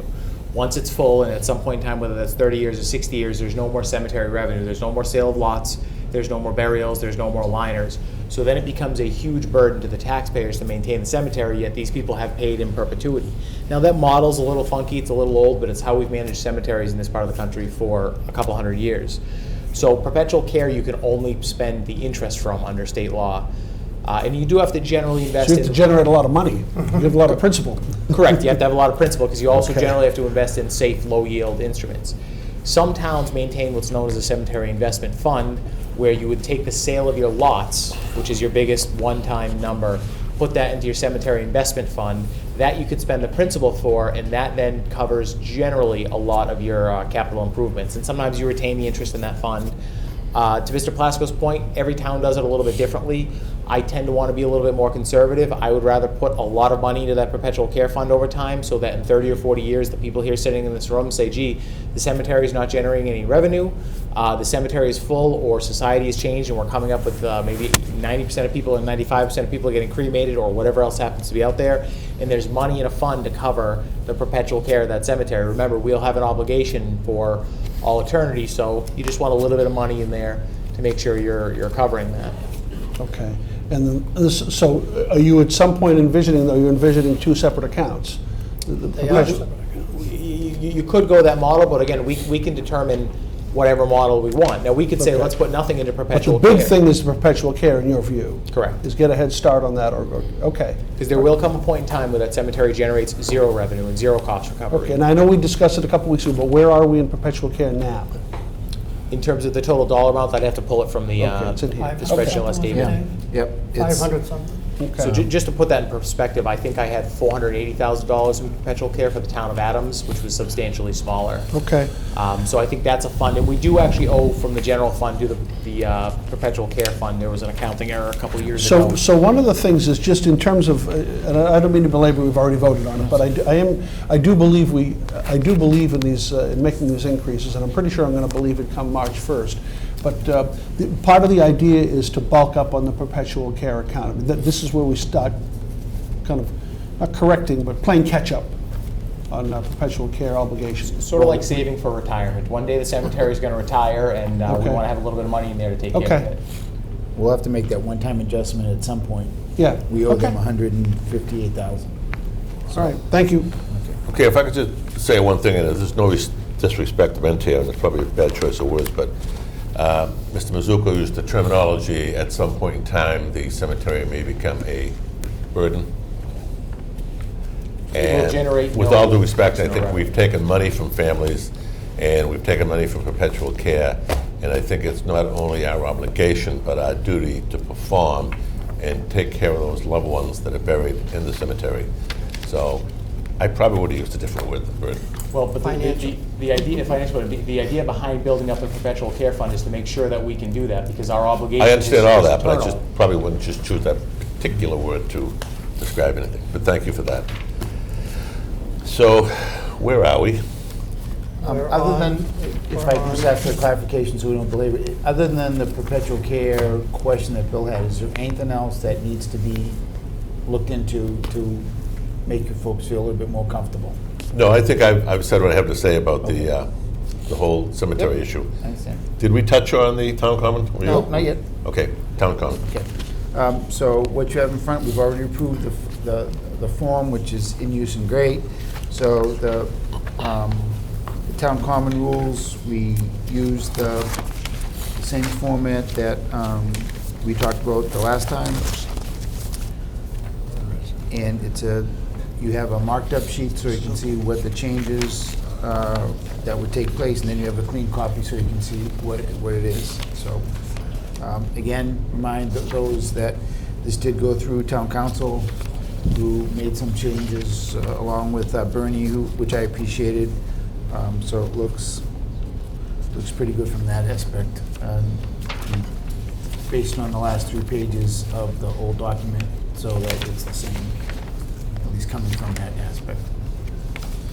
I personally think the form to be filled out by people choosing to utilize the common was very well put together, and it encompasses a lot. Mr. Howard? Thank you, Mr. Chair. One more minor correction. Sure. On page, wait a minute, I'm confused with my numbers. On page 2, page 1 of 3, 2I, says about motorized vehicles on the common. 2L? That's L, by the way. L, excuse me, Yep. yeah. Yep. Oh, yep. It changed as I was looking at it. Not really. I believe it. 2L. Yep. Oh, yeah, I call that an I, but whatever. So on the next page, 4G, it talks about equipment on the common. Yep. Kind of similar. Nope. Nope. One's equipment, one is motorized or non-motorized vehicles. So, Well, I think you We're could trying do to the same thing, in one, add a couple words to L, like and motor equipment, but I guess it doesn't matter then. I think they are 2 separate things. Once, if somebody wanted to go and service the trees, for instance, right, we could make arrangements to have a versus someone vehicle, driving something. tree service, pull into the Right. common. The other one's more about motorized and non-motorized. Do we want to make those that specific? No equipment? Is there any time we wouldn't approve some that we do now? And no vehicles, our own town vehicles go up there to maintain it, to put the lights up, to... Well, I think this applies to events at the common. I mean, if we have to drive a vehicle on there for maintenance, we're going to do that, of course. This is for the But people don't they sometimes with the... but these rules apply to the people who are requesting to use Right. the bandstand. Even when we common. do We concerts. don't have to request, we do as needed. Yeah, for we maintenance don't have purposes. anyone drive up on the lawn. Well, what you're putting that in for is if somebody says, well, we want to have a wedding ceremony, and, I don't know, people sit in the back of a truck, or if they just say, can we do it, we're saying, no, we don't allow you to do it. You need to be able to load and unload your equipment from the street, which is what we do for all the concerts. But I think to Mr. Howard's point, no heavy equipment and impermissible use is no motorized. Couldn't those be Sure, you could. move it. LM? Wouldn't it be more appropriate to be impermissible to bother put it on the next page under general? Sure, No you could idea move what it. the concept of the thought here, but just location. It seems You like could do that, and that would seems like make- it makes a little more sense to me. Okay. Sure. And it solves everybody's issue. That's fine. And can you, Put on the are you same- done, Mr. Howard? Happy, yes, thank you. Couple of questions, if I may, Mr. Chairman. Certainly. I'm not sure what we mean, not that there's anything wrong with it, but I'd like to understand myself. Yep. Under impermissible activities, G, begging, and then in parentheses, you've added private functions. What does that mean? Because according to town council, we cannot prevent begging at a public function. So if someone wants to have and something that's open to the public to attend, you can't prevent beggars from coming on. But if it's a private wedding ceremony and you're inviting 50 people, they have a right to say no beggars. So it's up to them to sort of monitor that. So town council says you cannot prevent beggars from going to a public event, so this All right. was... Not a big deal, just wanted to Yep. understand it, thank Sure. you. Under number 3, B, I'm the last one to comment about English, but I'm going to. Sure. Should this, it says missing information can cause, should it say may cause, Mr. Maloney? Which is better? It should say may. Well, it should say, I'm sorry, missing information can cause a delay. It should actually say might would probably be better. It would be might Might cause a cause. delay. The grammar guy. Well, the thing is, let me just say this about that, Mr. Plasko. One of the most irksome things in the evolution of the language, or the development of the language of the past 30 years, is The the English one. blurring of the lines between may and might. May is permission, might is possibility. However, we don't seem to make that distinction anymore, sir, so who am I to stand against the tide like King Canute? Well, before I hit you with the gavel, thank you for your dissertation on the American language Might it is, Mr. and the Mullin. use thereof. One other question, I wonder if you have in here about 5B, event is grounds for denial. Event is believed to present a clear and present danger to public health or safety, including the availability of town resources. Somewhat related to that, maybe it goes in a different section, but not grounds for, I guess the section above, not grounds for a denial, but general conditions. Should we have something in there, or do we already that I've missed, where the Board of Selectmen might require, or may require police, fire, DPW, or other special details at the expense of the person holding an event? So we may have to turn it down entirely because it's going to be such a big thing, we can't handle it. Town resources can't handle it. But there might be something smaller that we could handle, but we want to make sure it stays safe and have police and everything present. So align what the It exact says wording should be. under, in there.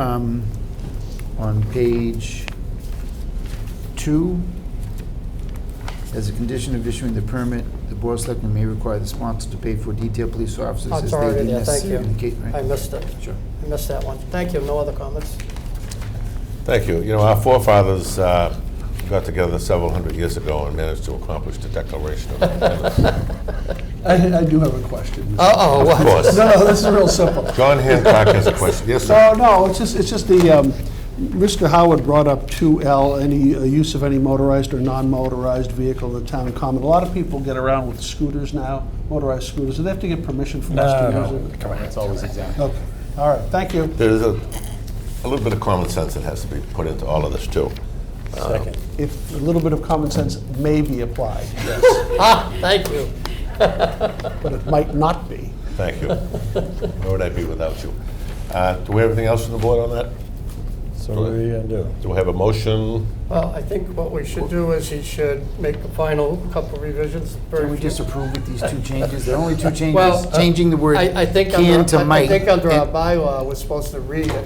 So if we have a nice fresh copy, at the next meeting, we can read it, and then Actually, it the following reads- meeting, approve it, and then we'll be in accordance with the bylaw. It reads that we have a reading, and in 2 weeks going forward, we have a vote on it. All right. The way it reads. So now that we have So a you'll finished have- product. you'll have a clean we'll read- copy we'll for read the it. next meeting, Yeah, yes. we'll read it, and Sure. then vote it. We could do it tonight, except for that's what the bylaw says. Do you have a motion, Mr. Howard? Yeah, Mr. Howard. Do you have a motion, Mr. Plasko? So move. Do I have a second on that motion? Yes. I have a motion and a second to, over the next 2 weeks, to read this and to vote on it Next 2 meetings. 2 weeks from tonight, which would be the next meeting. Yes. Hopefully. All in favor? Aye. Aye. Opposed? Unanimous. Thank you, Mr. Chairman. Thank you all. All right, if I may carry on with memoranda. Number 1, Chief William G. Brooks III, Norwood Police Department submitting monthly report of department activities. Motion?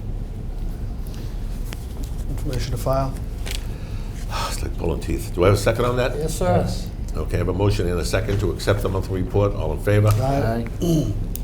Number opposed, unanimous. Number 2, Selectmen's minutes for approval of the board meeting minutes from May 14, May 21, May 28, 2019. Motion to accept as submitted. Second. I have a motion and a second. All in favor? All opposed, unanimous. And number 3, Building Inspector Mark Schubert submitting his building report for the month of July. Information? I have a motion. Do I have a second? Second. All in favor? All opposed, unanimous. Manager's update. Thank you, Mr. Chairman. As the board may be aware, Moderna has approached us about another expansion. They're looking to expand their operation into the UTI building next to their current campus, which, as I believe you know, is going to be vacant soon. And it's incredibly difficult to fill a 200,000 square foot facility, but it looks like they're interested in doing it. There's been an abatement filed on that UTI building, so we're going to see a drop in the value, and once it's empty for a while, the value continues to drop. So the idea that Moderna wants to come in and rehab that building, they'd be investing about $40 to $50 million in the building. They'd be relocating 250 jobs from Cambridge to here in Norwood, and these are well-paying R&D jobs, and they'd also be looking at adding 100 jobs on top of that. So it's a real win-win for us. We have a building that's going vacant, that could be vacant for quite a while, that we have a chance to get some investment in. We're drawing more jobs to the community, good-paying jobs. The traffic impact should be a net zero because we're losing UTI. I believe they're running their last class, which runs out this fall, so as you'll see the drop-off from there, it should smooth out. They met with the Economic Development Commission last week. They'll be meeting with them and the board again. As they had in the past, they're going to seek a TIF agreement, which really just gives them access to some state funding. I know everyone thinks that a TIF agreement is you just agree to give away certain taxes at the local level. It's really other taxes that they're looking for, and the state wants to make sure before they give an incentive that we are there. But given that it's a great company, they've already exceeded their TIF requirements for their current facility. Their dollar investment amount, they've exceeded by, I think, around $10 million. And their employment creation number, they've exceeded by around 10%. So I think it's a really good thing coming up for the community. You'll be hearing about that soon, and likely there'll be something on a warrant this fall at the town meeting for it, tentatively depending on how the board and the Economic Development Commission vote to go. I've received a number of applications from residents interested in being involved in the Sustainability Commission. We'll be making appointments for that soon. There's been some interest from some younger members in the community and interest from individuals who have not been involved in town service before, so I think that's a good thing. That's good for the community. Second to last, Norwood Day buttons are on sale for $3 at Town Hall, the Civic, and the Library. They are $5 at the event, or you can get them here for $3. They'll also be available at the Sunday concerts for $3, and we're running a special in the manager's office for the rest of the month. You can come in and get 2 buttons for $6 up until the end of the month. And last but not least, a happy birthday to Dorothy in my office. She served the town for many years. Today was her birthday, and she is the voice you hear when you call Town Hall, and she's also the face you see at the information desk when you walk in. That is all, Mr. Chairman. I'd be happy to answer any questions the board has. Thank you. And let me just touch on that TIP agreement you spoke about. $40 or $50 million is a lot of money. There's going to be building permits in that building. I'm sure they're going to restructure it. There'll be people purchasing homes here in Norwood. We have, 250 people coming over? Yeah, the plan right now, they'd be relocating 250 jobs from Cambridge and then adding 100 to their total employment count. And incidentally, the very fact that we're effectively taking jobs from Cambridge is incredible. I mean, Cambridge is the biotech hub of the United States, of the world, really, and folks are relocating jobs there to Norwood. It's an incredible, incredible win for us. So we have home purchases, possibly home rentals. We have apartment rentals.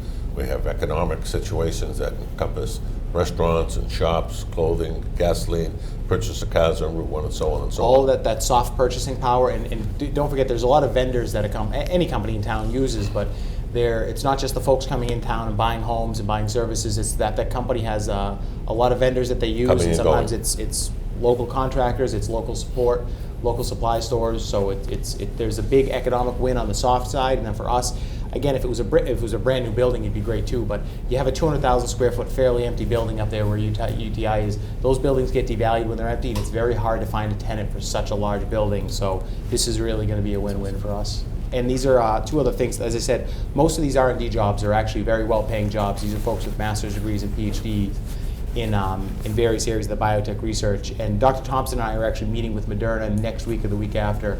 They're looking into programs they can do with the local school system. They do some things out in Boston. So we could, in the next year or two, have science students at Norwood High going up to a cutting-edge biotech company to learn about what they do and tour their labs, and having staff from the biotech companies go and talk to our students in their science classes about the real work that they're actually doing. So there's this great career connection opportunity as well. And they are doing great work. I follow them in the various newspapers. I wish I could understand it a little bit more, but my degree was in a softer science. That's all from the manager's office? Yes, sir. Question for the manager? I'm Sure. sorry. Mr. Mizuko, you mentioned the prospect, as we usually do anyway, of a fall special. Would you need it to have to occur earlier than usual for the sake of this TIF? And if so, what would be the calendar for us? We would be tentatively looking at an early October special town meeting, so a little bit earlier than normal. It's going to be a fairly heavy agenda. We've got quite a few things that we're looking at, so there'll probably be a proposal before the board at your next meeting about opening a warrant and scheduling an actual date so that we can make sure we're getting information out to the public ahead of time. We do know there are a few things that have been floating around there that would need to be on the warrant, so we've actually already started drafting the yellow sheets so that we could be ahead of the game, so to speak, for getting town meeting members up to speed on everything that may be on the warrant for the special in the fall. Okay. And there's nothing to say that we couldn't have two specials. We could have an early October one and an early December one if we find that it's necessary. We are sort of building up quite a queue of items. The TIF is time sensitive though, right? Correct. That's why we might have to go in early October rather than They have to usual get certain November. paperwork submitted to the state by sometime in November or They have early to get December, it- but it yeah, has to They have get. to get an application in November, and Okay. then the state agency. And the Economic meets and Development votes Committee's on it. already taken it up, or they're taking it up now, right? Yeah, we already Correct, they had met one once. meeting, and we have a second meeting scheduled. Okay. And then if we recommend going forward, it comes to this board, and then if this board approves it, it goes to town meeting. Okay, thank you. Thank you, and if that's nothing else, I'll take Selectmen's agenda, Mr. Hajar. But there is a gentleman outside who was under the impression that something about Upton Street was going to be talked about. Upton Ave? Huh? Upton Avenue? Yes. Or, What about it? I don't know, it's, So you're looking for the zoning board? That's They're where in the we step basement in. level, right behind, under you, all the way down. Right building, wrong pew. you didn't tell me, so I didn't know. Thank you, Mr. Chairman. Just wanted to let everyone know that Impact Norwood is teaming up with the Norwood Youth Soccer to have Norwood World Cup and Cultural Celebration on Saturday, September 21st, from 3 to 7 p.m. at the Coakley Middle School. This is a takeoff of, we did a dodgeball tournament with the kids a few months ago. It was very, very successful. This is now teaming up with the Norwood Youth Soccer. It should be great. Registration deadline is Friday, September 6th. So you can go to www.impactnorwood.org for more information, or it's on the Norwood Youth Soccer website as well. So it should be a great time for the kids. I did want to do a handout because I know I wasn't at the last meeting, and Mr.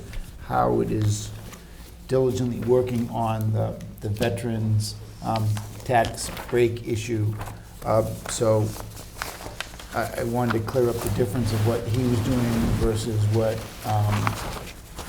I was doing, and what Bill is also looking at related to more the senior aspect of it and not the veterans. So I think Mr. Howard has the veterans covered, but this is to indicate the tax exemptions that we have today in the numbers and what those dollars are. I think our challenge, what everyone is saying is, okay, what do we do, or what can we do for the seniors, and what will that cost be? And I think that's where we're trying to develop some information. So don't want to not follow procedure. If I could be given permission to work on this specific issue, to get What specific issue? to identify not only the chapter that we're trying to, chapters that we're trying to adopt at the special town meeting, and work with Bill on that as well, but to also identify what are the available exemptions and what that cost impact could be to the town. I think we want to know what those numbers are before we dive into whatever numbers are available to us. Any questions from the board? No. Comments? Yeah, I think it is important to look at it and see what the impact would be on the citizens, because every time we raise something for somebody or increase it, it's got to come out of somewhere. It comes out of the taxpayer. So that also has to be looked at to be fair and equitable across the board.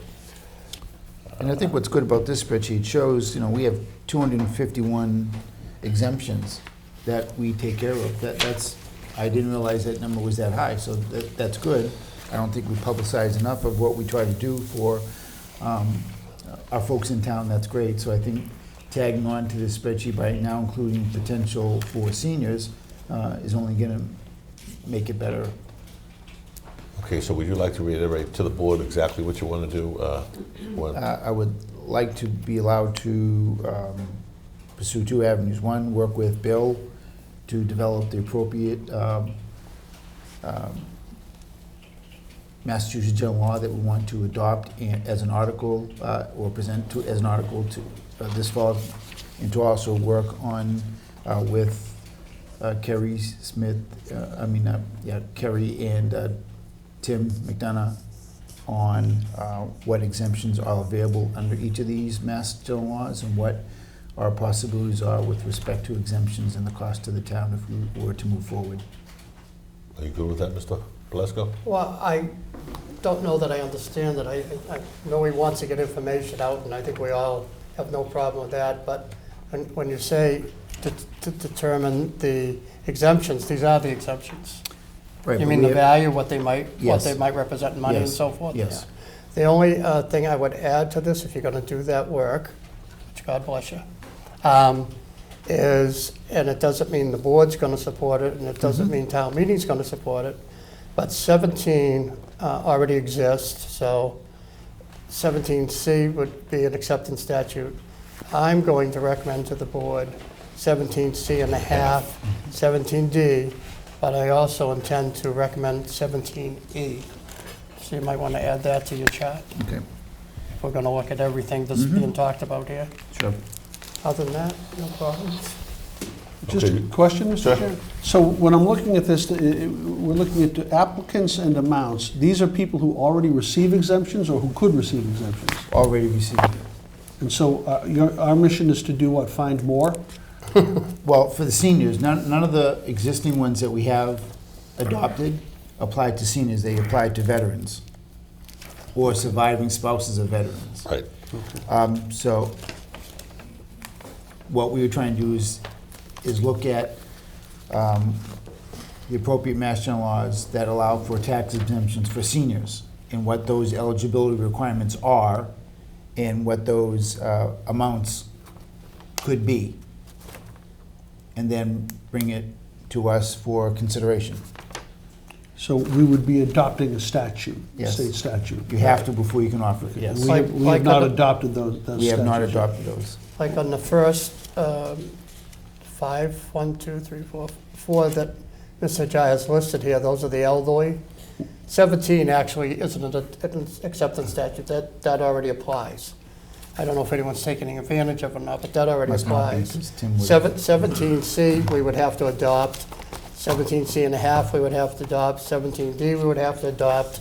But if you're going to adopt 17D or 17C and a half, you can drop consideration of 17C because right in the law, it says if you adopt those, the others null and void.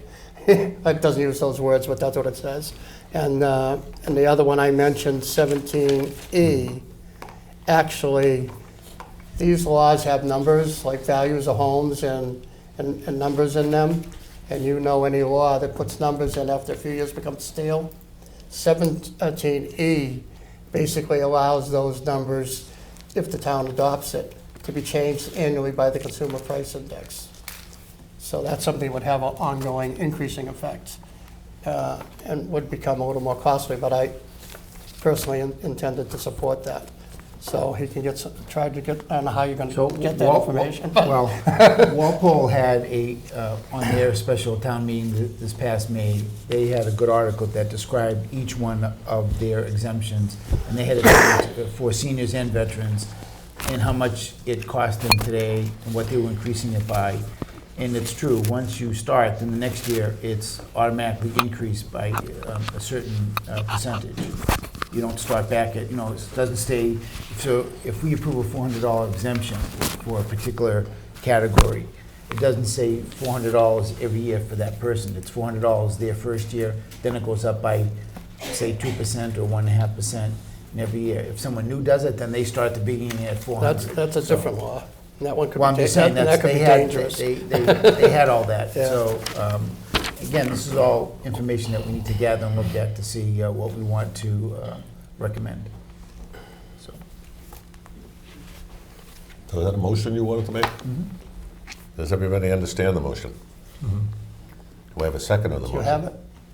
No, I've got it. want to state it again, Dave? Try. He just wants, I basically want to look at all Make a the motion. appropriate statutes that we may consider in what the costs. And you're going to assist in that. he's going to draw the data as to what he thinks we could reasonably expect the cost to be if the town was to adopt those sections. So I have a motion, do I have a second? Second. I have a motion and a second, all in favor? Aye. Aye. All opposed? Unanimous. Thank you, colleagues. I did want to bring everyone's attention, I know not everyone gets up to the senior center or able to get this great little booklet, the pamphlet that's put out by Kerry and her team.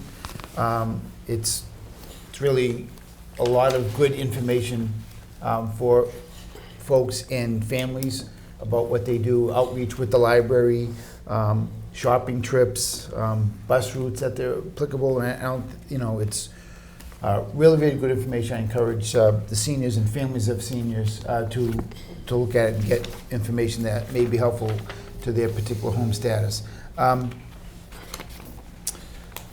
That, and the last I wanted to say was... Dave, if I can add to that, if you don't Absolutely, mind. sure. Just that's the monthly bulletin that Carrie puts out, which she does a fantastic job on. But they can pick it up all over town. Town hall, recreation center, library, all sorts of places. Yep. That's all. It's okay, just encourage folks to pick one up and take it No, home. they're and- great. and- Yeah, it's great. there's a lot of stuff in there for the seniors that they can take advantage of. Yep. And last, Mr. Chairman, in this month's Beacon, I love it.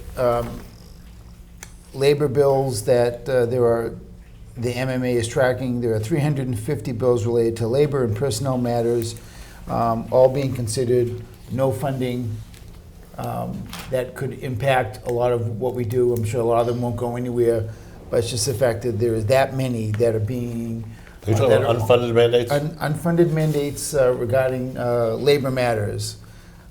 It's really amazing. So just the MMA on our behalf is pushing against these things, trying to leave matters to the local level and be fair about it, But somehow the legislature, one way or the other, is going to find their way to sneak in a few bills that somehow is going to cost us, and we have to fund them. So we should just be on the lookout. Thank you, Mr. Chairman. Thank you. Mr. Plasko? Thank you, Mr. Chairman. It's come to my attention, and maybe others as well, that the property owner on University Ave that last year had sought to get permission to build an asphalt plant has filed a new application with the Zoning Board of Appeals. And quite personally, I feel this is a terrible insult and slap in the face of the town of Norwich. It's contrary to the town's clear intent that we don't want these businesses in town. The town meeting has repeatedly passed zoning changes to make it clear that those are restricted and not desired in the town of Norwood. He had a case last year. We even had an opportunity to settle that case. We chose not to. We pursued that case, and we won that case. And he should be accepting the fact that he went to court and lost that. He's now trying to find use, as far as I can determine, a little obscure loophole he thinks exists in our zoning bylaw to come before the zoning board. And I think it's a terrible thing that he's doing that. I don't think it should be allowed. I think we need to find out from council his opinion on whether that is an avenue that can be denied by the zoning board. And if it can't be denied by the zoning board, then I think the zoning board should clearly deny this. What he would be seeking is a special permit, and that doesn't have to be granted. And since it's so much contrary to the character of the town and the position the town has taken on this particular matter, I think, in my opinion, that any such decision by the zoning board would be completely arbitrary and capricious. And I think we need to get a comment from town council, see how he points out those facts, and go from there. I know it's my intent that if they ever make such a vote to seek authority for the board to appeal that zoning decision. I hate the town to be in legal matters, especially against each other, but I think this is such an affront to the town that we need to take a stand on it. I know just recently Wareham and Brookline have had to do the same thing against their zoning boards for different type of matters, so it's not an unheard of thing. It's such an important matter. I think that we do everything to see that this does not slip through any cracks and occur. I think the town's position, as I've said, has been very clear on this. And there's a chart that says zoning, light manufacturing, which is the zone he's in, that manufacturing is not allowed. Correct. But there's a little footnote somebody put in, however it got there, that seems to indicate, which is the vehicle he seems to be trying to use, that he can apply for a special permit if the zoning board allows it.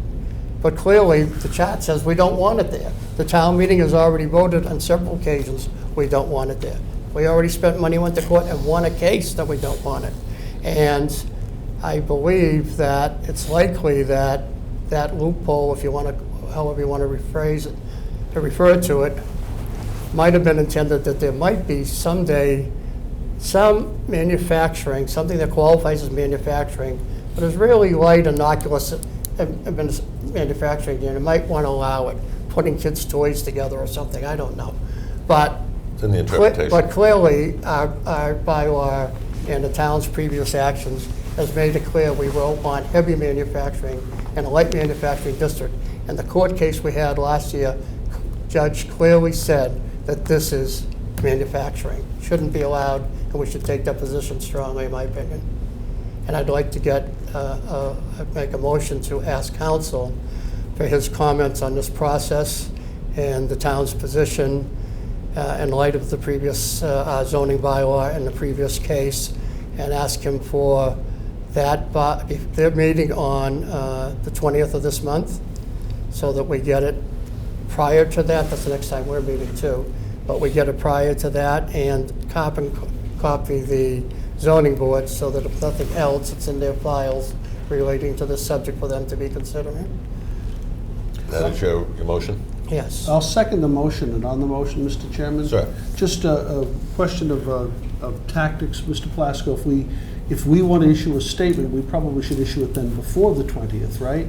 We'll be meeting at the same time, at the same hour, actually. Yeah. Oh, I think personally, I agree with you, and I think in principle, we can, if you want to do that tonight, we can take a motion to do that and draft a statement that is our opinion of why it should be. But I'd like to see the legal review from council as well. How about if your motion includes the drafting of a statement perhaps by you, which would be forwarded to all of us, but then also forwarded to council? So can we do that? If you like. What do you think of that, Mr. Chairman? I'm fine with that. We have to get our statement made. Yeah, I agree. I mean, I was probably more sympathetic to the use itself than some of my colleagues on it. I think it's more benign than people sometimes get, other people might have thought. But the big point here is that town meeting spoke very clearly on it. They specifically prohibited that use in that zone. And in the court case that we won, Mr. Plasko, you recall, the real point of contention was that the previous iteration of the bylaw was silent on that specific use. So during the course of the court case, we patched the hole in the bylaw, but we won the court case anyway. Correct. I think, if I could just jump in on that, I think that was the intent of town meeting, to stop this Right. from ever happening again. Yeah. And if I can continue on, the Board of Health has put out a very strong letter to the Board of Appeals to show their discontentment and for all the health reasons why it's not healthy and should not be allowed within the town. I don't know how much we have to do, but I'm totally behind getting a letter out from town council on that, on Mr. Plasko's statements. This is ridiculous. The town meeting has said no. The courts have said no. And they're using some obscure interpretation of the law to try to circumvent everything everybody's done in the town. The Board of Health is against it, and as we sit here tonight, we're against it. Town meeting's been against it. The courts have been against it. What else do they have to know? We don't want this to happen, for every obvious reason I've just stated. Mr. Howard? Thank you, Mr. Chair. The only problem I have with us going against our Board of Appeals is, when I brought up issues previously that the Board of Appeals was supporting and/or against, it was said to me that we're the appointing body, and it's not our position to tell one of our boards what to do and how to do it. And now we're trying to do this.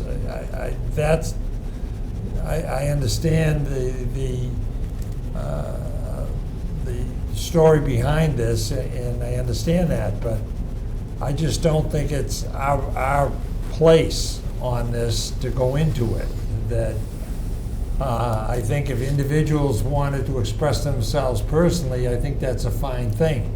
But I don't know. That's, like I say, there'd be a first for our board to do that. Well, I think there's going to come a time in everybody's life where we have to stand up and defend the position of the town meeting, the Board of Health, and so on, the courts. This has been already determined. There is no reason to bring this up again. The town does not want that type of facility in that area. It's not healthy. There's so many reasons like going on all night long. But I have no problem personally getting a letter from town council and stipulating our feelings on it and sending it to the zoning board of appeals. Mr. Chairman? Sir. Just in referring to Mr. Howard's concern about that, perhaps town council can take up that matter in his advice as well. Most certainly. No, it was philosophy of this board, not town council, not properness. The comments Mr. Howard made, I've thrown that at you. I've used those, and it has been a long-standing recommendation from a former town council that it might be best that we do that. But there have been a few incidences when we felt the matter was so significant to the community that we had to interject ourselves. We did that with the 40B issue. We did that with this, I hope. And I'm trying to think, I know there's one or two others because they've been the exceptions that typically we avoid doing it. But this matter, I think, is so serious that they need to know our position, because there may be, in fact, that legal avenue for them to be heard. But there's no reason they have to be granted their request, and we want to make it clear that town does not want this. Somebody has to show up, because otherwise they say, nobody showed up, nobody appeared. And I think if I can just join in, that's why it's so imperative that we make a statement. With the executive board of the town of Norwood, and our job is to govern the town as we see fit. And town meeting has spoken, we represent the town. It's over as far as I'm concerned. There's no reason why they should even entertain the position they're taking down there, of entertaining this at all. This is ridiculous as far as I'm concerned. Anything else from the board? Yeah, Mr. Chair. Mr. Shah, I'm sorry. So, in listening, I think that, the applicant, yes, he did lose in court, but he submitted a plan to the planning board, and they stamped it, approval not required. That's number one. Correct. Two is that I think any applicant regarding zoning, we know what we want to do at a certain special town meeting, and the applicant always has the advantage because they can apply before it passes, and they sort of escape the outcome that we were looking for, because then they're grandfathered for a number of years because they had already filed their request. I understand the health department is against it. I'm curious to see who's supporting it around that area. And quite frankly, if we're going to have a plant, I'd rather have it up there than on Pleasant Street. So I'm on the fence on this one. I wouldn't necessarily say I support, because we haven't even had the hearing, or they have not even had the hearing to understand what the applicant is proposing. I think we can read through all their letters over the past few weeks what's going on. Just so So- the public's aware, we're referring to the construction of an asphalt plant on University Ave. I don't think Right. we've actually mentioned that. We keep referring to what's on the ZBA agenda, so it probably sounds a little nebulous at home. But to your point, just briefly, not to interject myself, the air quality issues that the Board of Health is bringing up, which are serious, those will persist throughout town. So even though we're saying, well, it's down on University Ave, nobody necessarily lives on there, there's air quality issues that will have a serious impact throughout the entire town. It's near one of our well protection areas or former well fields, so there could be some contamination issues there.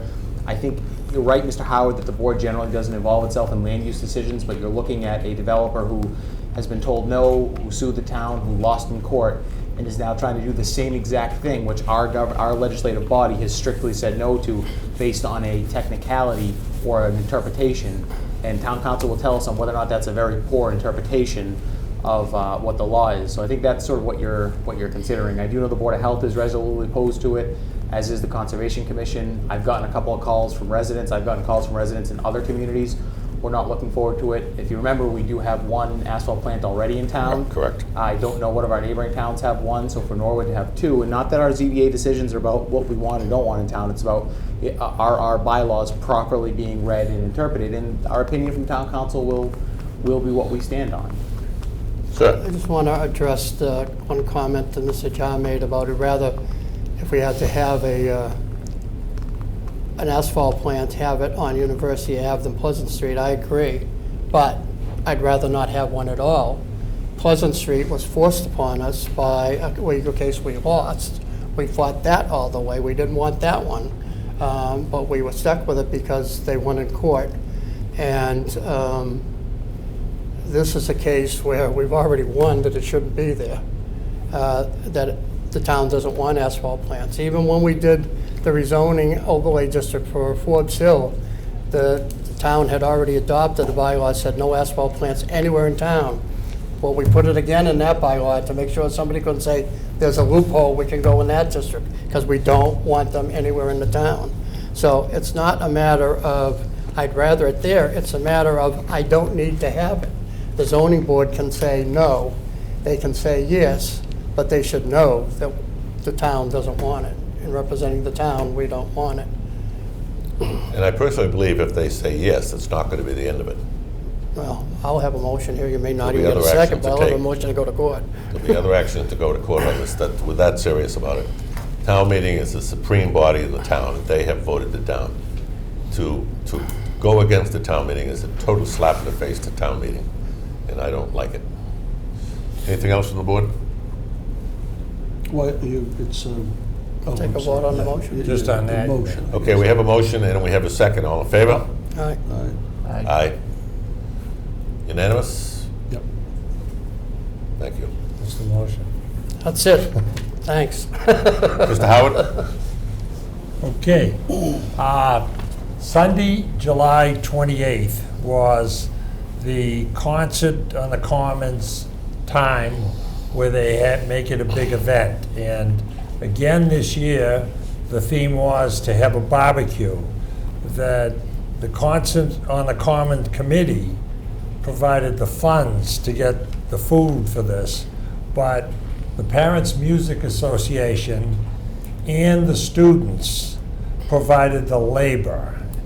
And this was very labor intense. There were a lot of people participating. It was amazing to see these people. They served well over 500 meals, the Parents Music Association down there. Mainly hot dogs, hamburgers, and watermelon, but popcorn, ice things, all kinds of stuff. And they did an incredible job, and I just want to say, now I know why our music people won so many awards this year with the way they worked so hard on that event. They did the same thing a year ago, and it was just so neat that the way there, I don't know how many students there were there, but there were a lot of them. They were even serving people in their seats that weren't able to go down and get the food themselves. It was just wonderful, and everything was great. Yes, I had some. So that was that deal. I did want to say to my dear friend, who staffs the desk at the Recreation Department. Tomorrow is Lee Kennedy's birthday, and I just wanted to say happy birthday, Lee.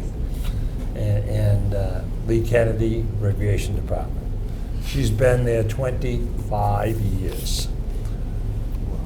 The last thing I have, when we've had so many of these alcohol hearings, and it's so frustrating, we brought up a couple times that maybe it's a good idea if the chief of police were to say to all establishments that they must have everyone that's a server in any capacity have tips. And can we please, Mr. Manager, look into this if we could? We will get an opinion as to whether or not we can do Well, that. I think much earlier on, you had told me to work with the chief on a policy, because I think Tony had brought up earlier that you need to have it in a policy to make tips requirement. And so we are doing that. Okay, that is part And of we're it. modeling our. Yes. It just so frustrates me to sit I know, here this is, and it's, hear people say that they look at a license that's up and down and not sideways, and they don't know what they're looking at. the problem is you can have anything in writing. If they're not gonna follow it and they don't understand it, it doesn't mean anything, so. I hear you, but Yeah. like But I it'll be, say, the requirement will be in there. we gotta at least do something more. Yeah. It's so We'll have that in the frustrating. fall. I think we're heading in the direction of the next time we issue licenses, we want to, or may want to, require before they get their license that everybody is tipped. trained. Exactly. And that's in the motion. That's what the crew is doing, and that's great. Thank you, David. Yep. Thank you. Thank you, That it? Mr. Chair, that's it. Mr. Maloney, sir? I might, but I don't. Nothing tonight, Mr. Thank Chairman. you. Thank you. I'm going to get in trouble on this, I'm sure I am, but I've already talked to one of my colleagues who is not on board with this, but some time ago, we asked Mr. Maloney to look into a policy for liquor violations, first, second, third, subsequent violations. Due to some clerical error, or whatever the issue may have been, there was a confusion at our last meeting. We had two individuals in, one from Castle Island Brewery and the other one from Marriott Courtyard. They were both alleged that they both served under minors, Chapter 138 violation. We had both of those entities come in last November, along with some other groups. At that time, They didn't come in. they didn't come in. They didn't come in. Okay, nobody came in. We But took the that issue into was, We had reports. we read the reports and we went through a list of them. At that point in time, we voted to take no action and take it under advisement. So we did nothing. So I guess my point is, we had the Castle Island Brewery and Marriott Courtyard come in 2 weeks ago. We issued a letter, or we're going to issue a letter of reprimand for both. It is my motion now, if anybody will give me a second on it, to reduce that to a letter of reprimand, To a verbal warning. verbal warning. And I think that's fair, and I believe, if I don't believe anything else, I believe that we have to be fair and equitable across the board in all situations. You saw that here tonight, and I just want to get this whole thing on track and have those last two that we gave letters of reprimand to get a letter of reprimand going forward, rather than a letter of, Verbal warning. Mr. Chair. I'm sorry, a verbal warning, Mr. Chair. rather than a letter of reprimand. Mr. Howard? Do I understand it right that those two establishments had violations in the group that we said we'd take them under advisement? There was an alleged violation, there was no evidence, no testimony that night. Right. And we just decided to take everything under advisement. Otherwise, we, For the prior ones? for whatever we had that night, we Well- just, all of them. I think we were generous in just giving them a letter of reprimand on those two, because there is, sure, we didn't bring the evidence forward, but it was substantial information that we saw in our packets before we made the recommendation to take it under advisement. How do we know it was substantial? I read it. Do you know exactly how it read? Come on. All I'm saying. Okay, is my motion is, I would, It's only a warning. Yeah, it's a written warning, and yeah, it goes to the ABC. ABC, but that's the way it goes. I mean, so again, in fairness, and I don't have control how this is gonna spin, But I would make a motion that we reduce the letter of reprimand, strike that, reduce the Warning. warning letter to the ABCC and to them to a simple verbal warning. Mr. Chairman, I If just that's have a, done. sorry, just a recommendation. If the board wants to do that, you should put it on an agenda at a future meeting. It's a little bit out of the normal process. So whereas it's not something that's quite de minimis, you're sort of reversing a decision you've made. It's certainly, I believe, your authority to do so. Just a recommendation that you have it stated on your agenda at your next available meeting. Okay, I would ask to stay those letters for the next 2 weeks, if that's okay, and bring this up 2 weeks from tonight at a future meeting, if that's fair to everybody. A question for me, because I was not at those 2 hearings. If I read those documents, am I still allowed to participate in that vote? Yes. Right? The only Yes. time your Okay. participation isn't allowed and things like that is certain land use cases, but when a member is not present for something like that, or just an example that we do everywhere is if you're not present for a meeting, you can still vote on the minutes of those meetings. It's an action of the board. Okay. I'm opposed to your suggestion, Mr. Chairman. We had that information at the time. We made a decision that we were getting so many. We had these sting operations. Right. We had just had so many in, and then it happened again, and there were so many of them. And then there was a third that time. instead of going through the dog and pony show, speaking to people, we're going to let that second time slide. But it's still on the record. We still know they failed. The regulations that we were following, that Mr. Maloney redrafted for us a few meetings back, gives 2 things for a first time, even if you want Correct. to consider it a first time. Correct. A verbal or a Letter written. of reprimand. And you decide which one of those based on all the facts you know. And all the facts you know is there was another one already existed that nothing was taken on. So at this point, you got to give more than a verbal warning, in my opinion. So I would be opposed to reconsidering the action we've taken. All right, you're voicing your opinion on reconsideration 2 weeks from tonight, correct? I don't even want to bring it back up in 2 weeks because I don't support the concept. Okay, let me throw this out there. I have a motion, my own motion, to bring it up 2 weeks from tonight for consideration or reconsideration. Do I have a second? Second. Well, yeah, I'll second, Mr. Chair. So you want to put it on the agenda? I want to put it on the agenda for discussion 2 weeks from You're the tonight. chairman. Go ahead and put it on. All right, I have a motion and a second. All in favor? All right. Aye. Aye. Opposed. 3 in favor, 2 opposed? Sure. Thank you. And with that said, I also would like to wish Lee Kennedy a very happy birthday for the many years of service to the town of Norwood, and I thank her for that. Anything else from the board? Norwood Day buttons, 2 for $6 at the manager's office. How much- 2 for $6. How much for 8? That's a good question. 24. $50. I remember Mr. Mizuka, when he gave his report, saying he would answer any question regarding his report. What birthday was it? For Dorothy. 29. Oh, good answer. Same Oh, thing with that's Lee. first rodeo. That is for Norwood Day on September 7th. They are $3 a piece in the manager's office. Yes. The good news is if you wait till the 9th, you can probably get them for a dime.